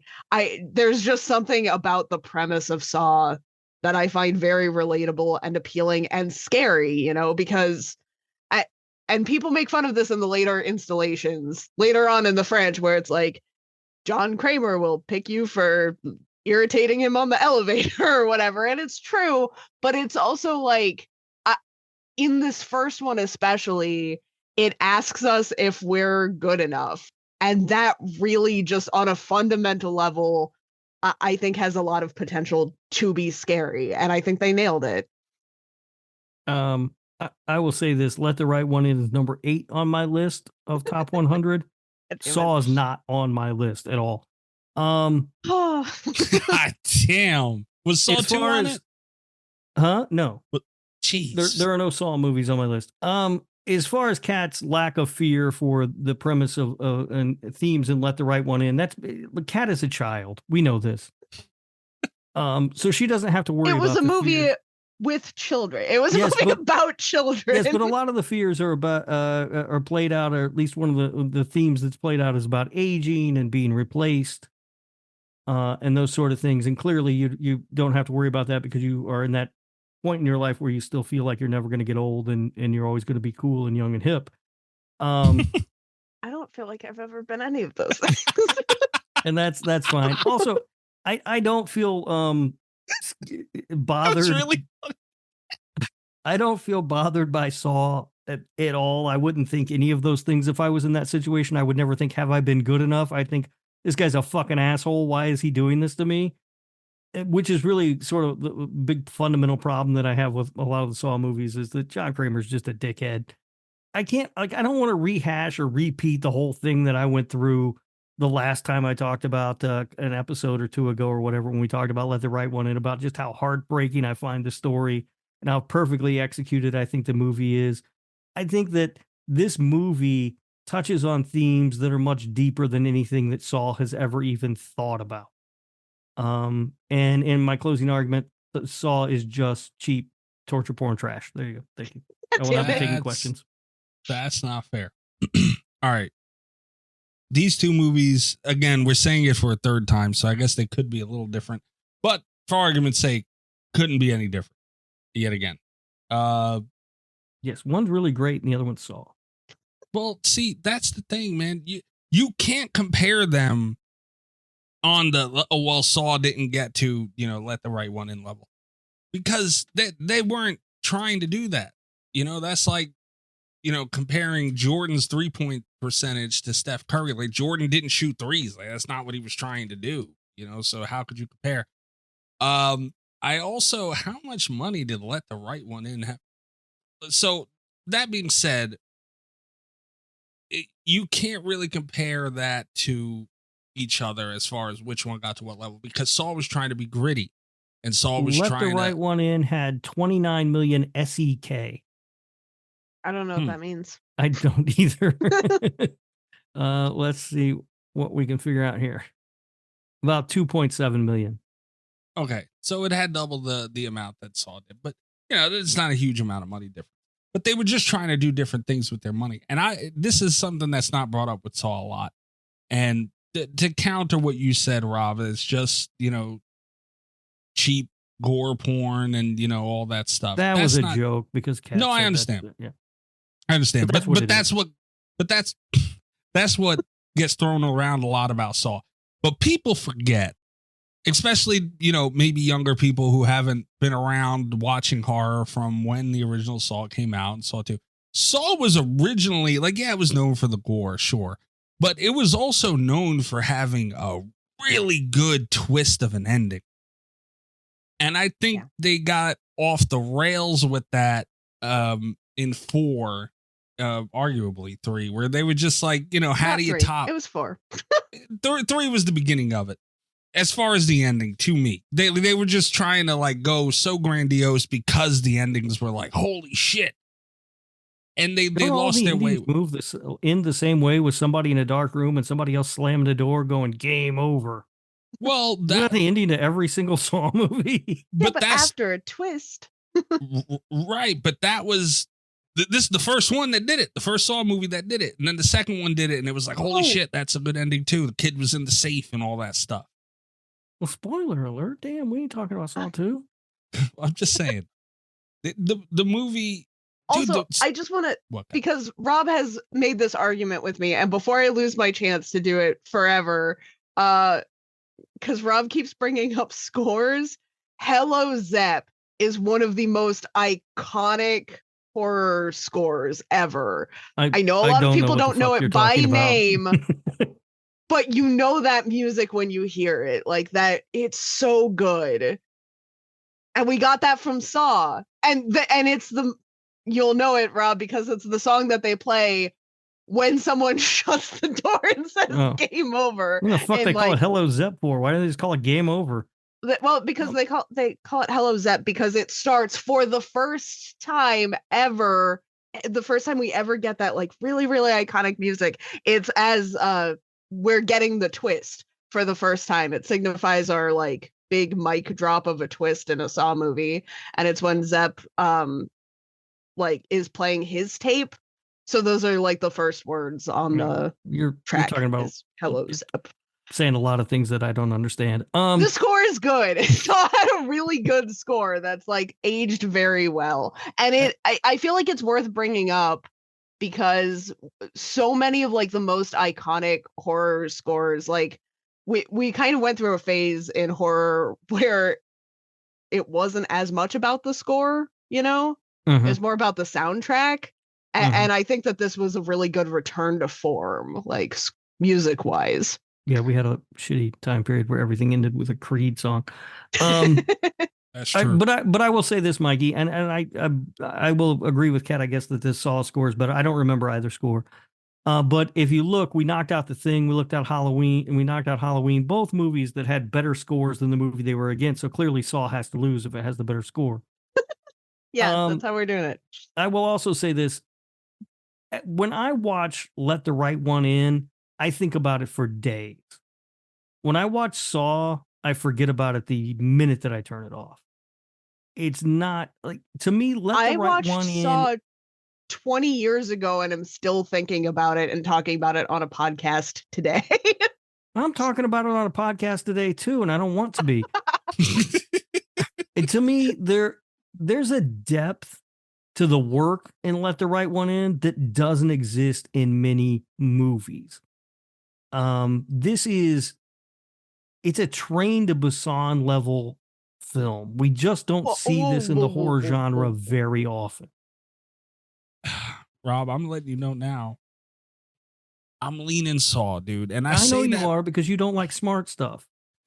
I might not, dude. I might not, bro. Honestly. Because Saw, honestly, people don't give the first 2 Saw movies as much credit as they do because they had that inner turmoil between the two dudes trying to cut their fucking feet off. And they had the whole story with, the trying to figure out where they are and the police trying to get there and then the twist in the end and all that shit in between. Dude, take yourself back to that original Saw, man. It was really fucking good.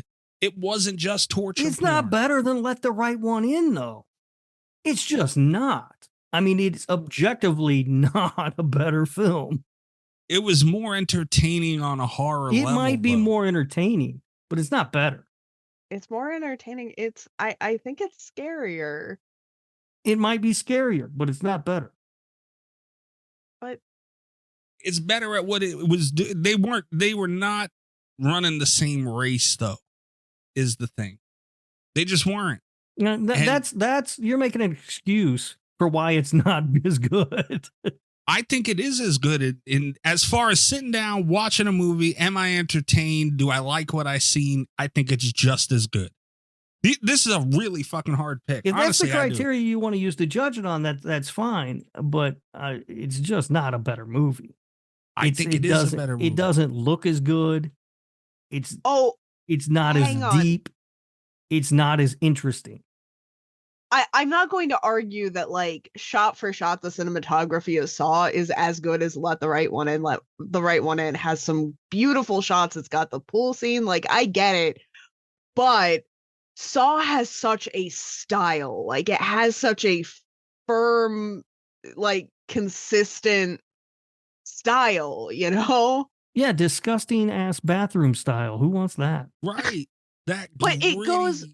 Yeah, it's like the main scene, we've got like that bright, blinding light paired with the like really grimy bathroom. And it's for a really grimy, like deep in the shit story. And then we bounce around. Like we have the police station, which feels very tonally consistent. We have like those green lights for the traps that also feel very consistent and grimy. And like, and even when you go to like the motel or Dr. Gordon's house, you know, like it ties together so well. And visually, it's a very good movie.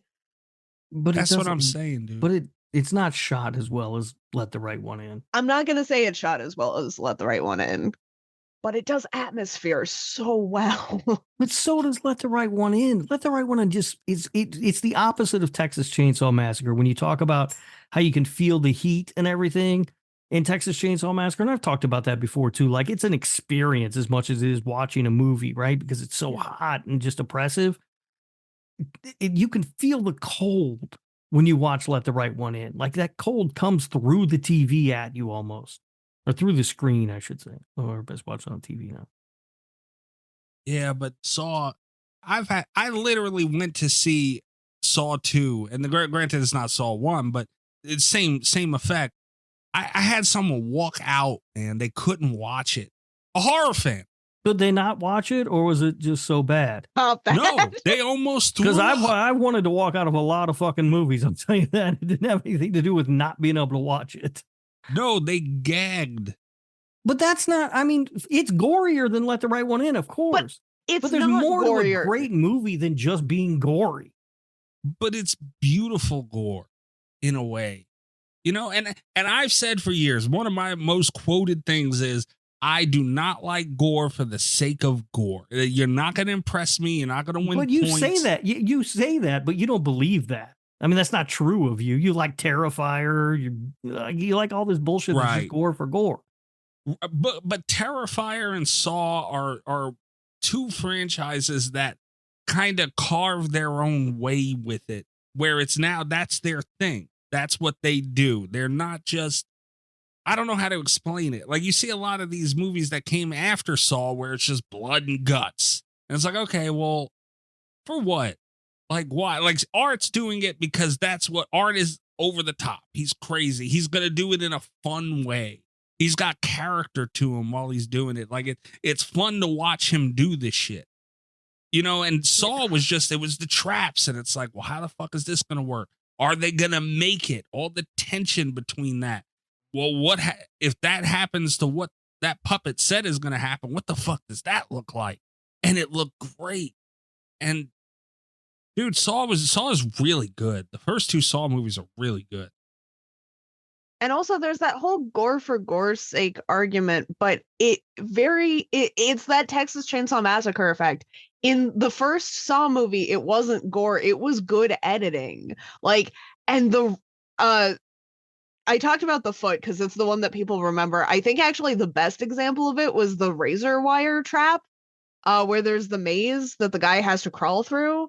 And that it's edited so perfectly. Like, it's one of those scenes, it's hard to sit down and watch, even though you don't see anything, because it's got that very creative, fast-paced editing. That quick cuts. They started that shit.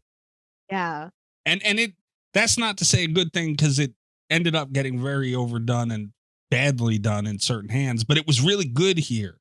I compare it so much to Texas Chainsaw Massacre. I'm gonna really irritate Rob, and I'm gonna compare Saw to The Exorcist instead. They've been doing these trends pretty much nonstop for the last 20 years. That they're just trying to make Saw but worse. Like, quick cut trend did get out of control really quickly, just like the death trap and the torture porn, and like there were a lot of trends from Saw that came out really terrible in all of the movies that followed Saw, but Saw did it right. Like, they nailed it.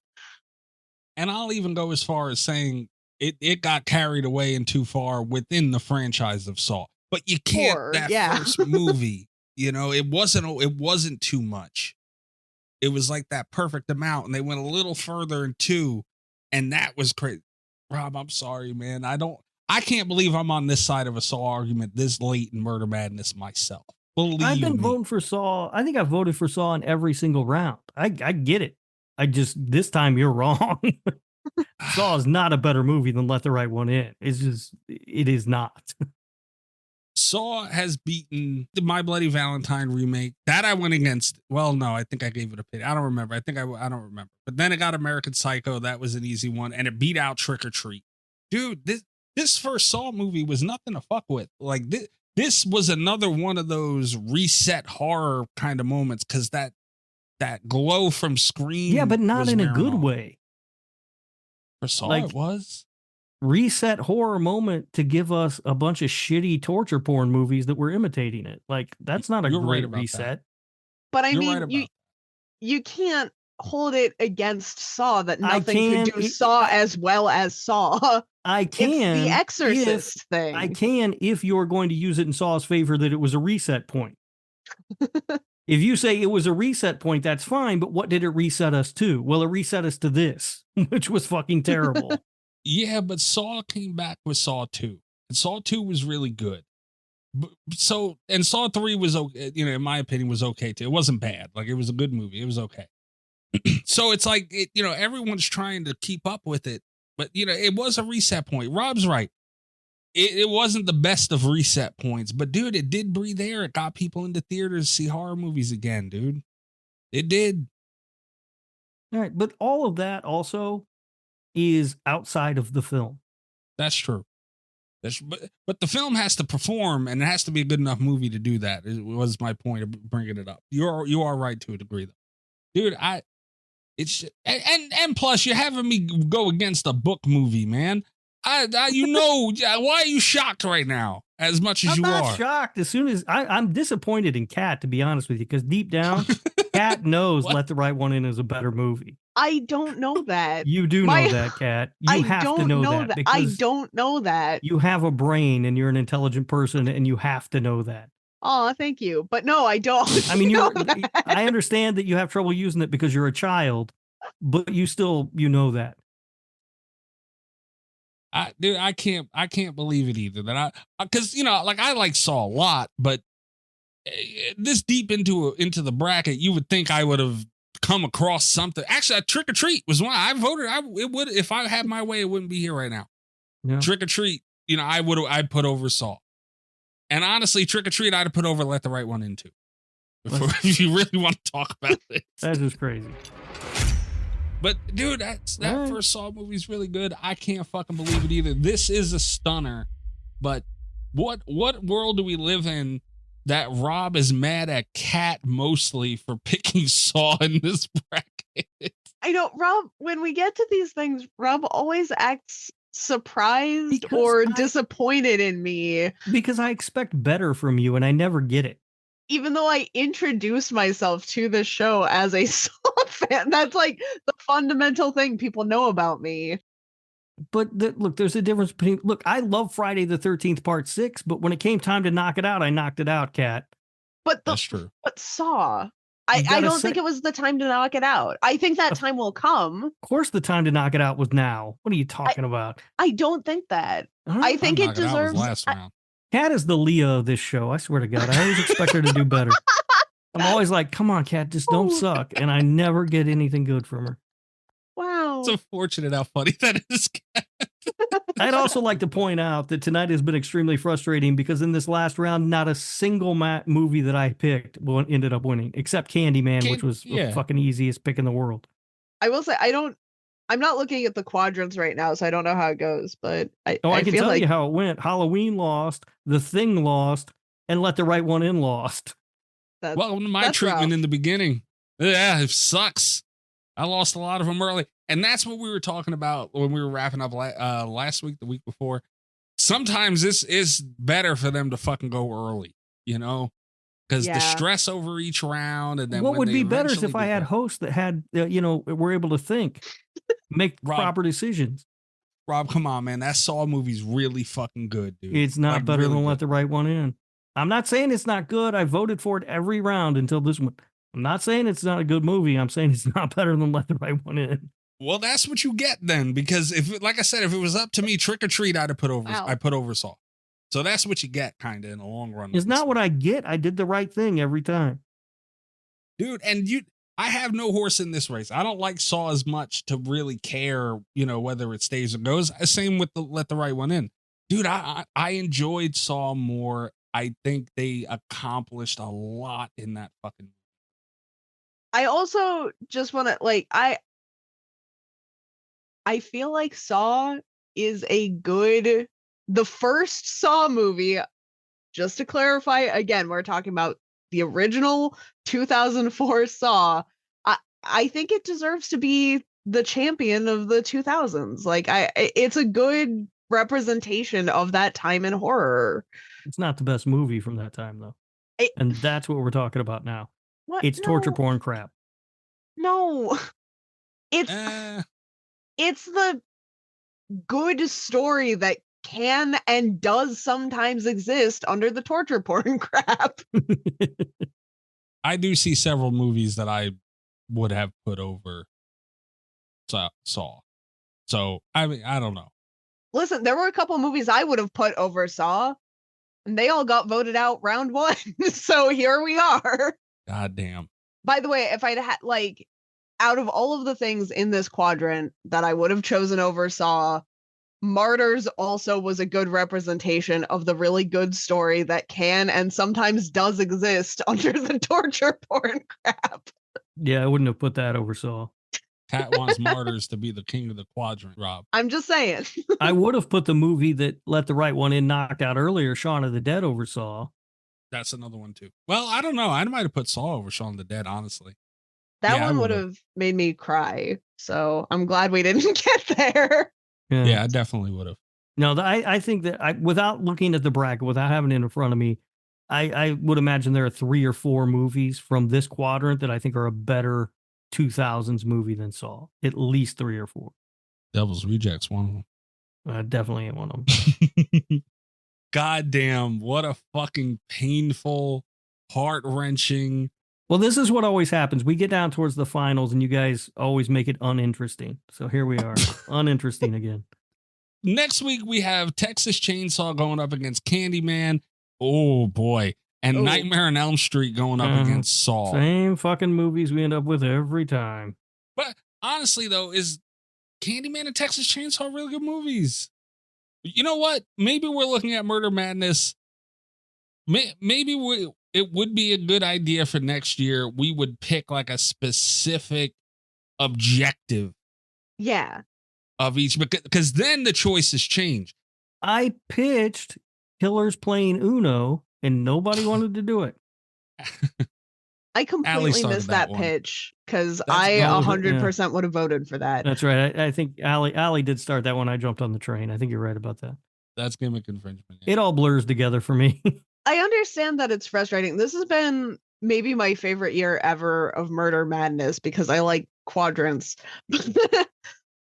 But when we go best, it's always going to come down to the same few things. When we do killers, when we have like very specific parameters, you know, where it's like a battle royale situation, like that is kind of where we start to get into the more creative stuff. And even though I'm having a lot of fun doing quadrants, you know how much I love saying the word quadrant. These movies like are held up on a pedestal for a reason. They're really good, you know? This might be the hardest year. I already know what's going to win. Not really. I don't. I do, because I know how you two will vote. I know what's going to win. Well, that brings up another question. Are we going to have listeners on again or not? We haven't decided that yet. Oh, I don't Here's know. the thing That is does I mix don't it up a lot. know 100% how I would vote in a couple of these. I don't either. In one of them specifically, I don't know how I would vote. The listeners it's such a double-edged sword, because it's on the one hand, one of the best parts of the bracket is getting to talk to the listeners and having like really chaotic yelling matches with the listeners and seeing the absurd chaos that comes from these finales.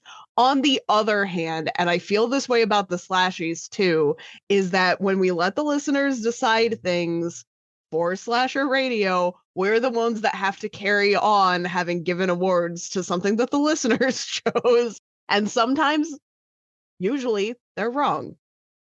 Well, I will say also, I've always been for having the listeners on for that final episode of Murder Madness, but I will say that last year, Kat and I would have made a completely different matchup in the finals than what we ended up with, because the listeners swayed the vote. But this isn't what you and Kat were going to do in the damn finals, man. It's supposed to be for the best one. Still, yeah, but we've been here doing this the whole fucking time. The listeners just walk in at the end and change everything. Because we can't have 4-hour-long episodes, which these have kind of turned into as it is. Yeah, I don't know. I we can talk about the listener thing off air. We don't need to do it now. All right, fair enough. But either way, I honestly, right now, looking at this Final Four, I don't know either way. I mean, I have a pretty good idea on one of them. I'm not gonna lie, but one of them, I don't know. I genuinely have no idea. I don't even want to think about it yet. Decades go up against what decades? 70s and 90s versus 80s and 2000. Okay. Ooh, okay. Is going to be the finals. Well, whichever. It's 70s versus 90s and 80s versus 2000. Ooh, that makes it harder. It does. It truly does. There's a lot of different ways to look at a lot of different things. But we'll get into that next week. Semifinals and finals. God damn, this thing has been hell. Follow the show on Twitter. I'm sure we will hear about what you guys think. Also on YouTube, a video for the last round for round 3 is out right now. You can go check that out.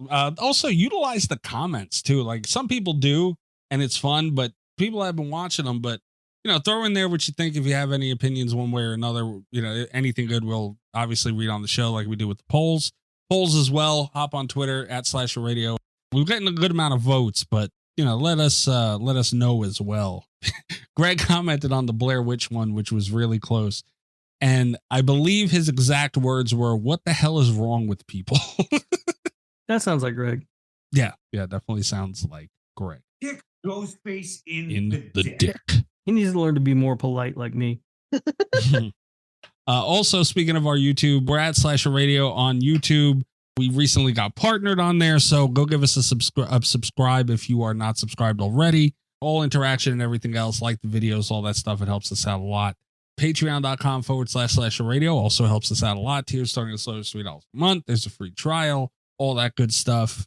I'm at Mikey's Dead. You can also check out the other show that I swear to God I'm still doing. Huge Clown Penis. With Little Miss Huge Clown Penis, Ali Surreal. We got that Ring episode cooking, guys. You want to stick around to see what we say about the Ring.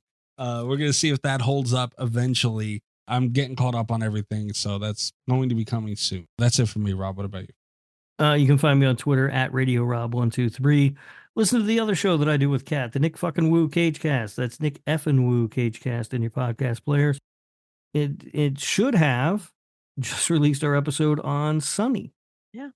Now, I'm a week behind. I didn't get to last week's yet. You said you were talking. I didn't have to listen to the end, so that means you don't need to listen. It's the same old stuff at the end. You don't need to listen to it. Don't worry about that. Yeah, you guys talking shit about me. That's the same old shit. when you hear the plug start, you can just turn it off. It's just same. It's boring stuff. Really, just Kat talking about being at a book fair or whatever. Yeah. Mm-hmm. You can find me at a book fair. So. Yeah, you can find me at AuthorCon coming up April 12th through the 14th. So in just a couple of weeks. In the meantime, and after that, probably if you're listening to the backlog, you can find me on Twitter at cat_velour, VOLEUR. You can check out my website, catvelour.com. And I just real quick, an announcement. I'm so disappointed in the way Kat behaved tonight. I'm no longer going to be making an appearance at AuthorCon to sign books at her table. Wow. That's that one, as nice as it must be for you, Kat. Yeah, that's kind of fucked up though. Like his hypothetical annoyance isn't even worth it anymore. Wow. Can I still sell the t-shirts with your face? Well, I mean, yeah, you'll probably sell out pretty quick though, I'd imagine. You might want to do like a lottery for people to get in line for those. All right, guys, you're not going to want to miss next week for the semifinals and finals. Good night from Slasher Radio. All the best of Slasher Radio podcast.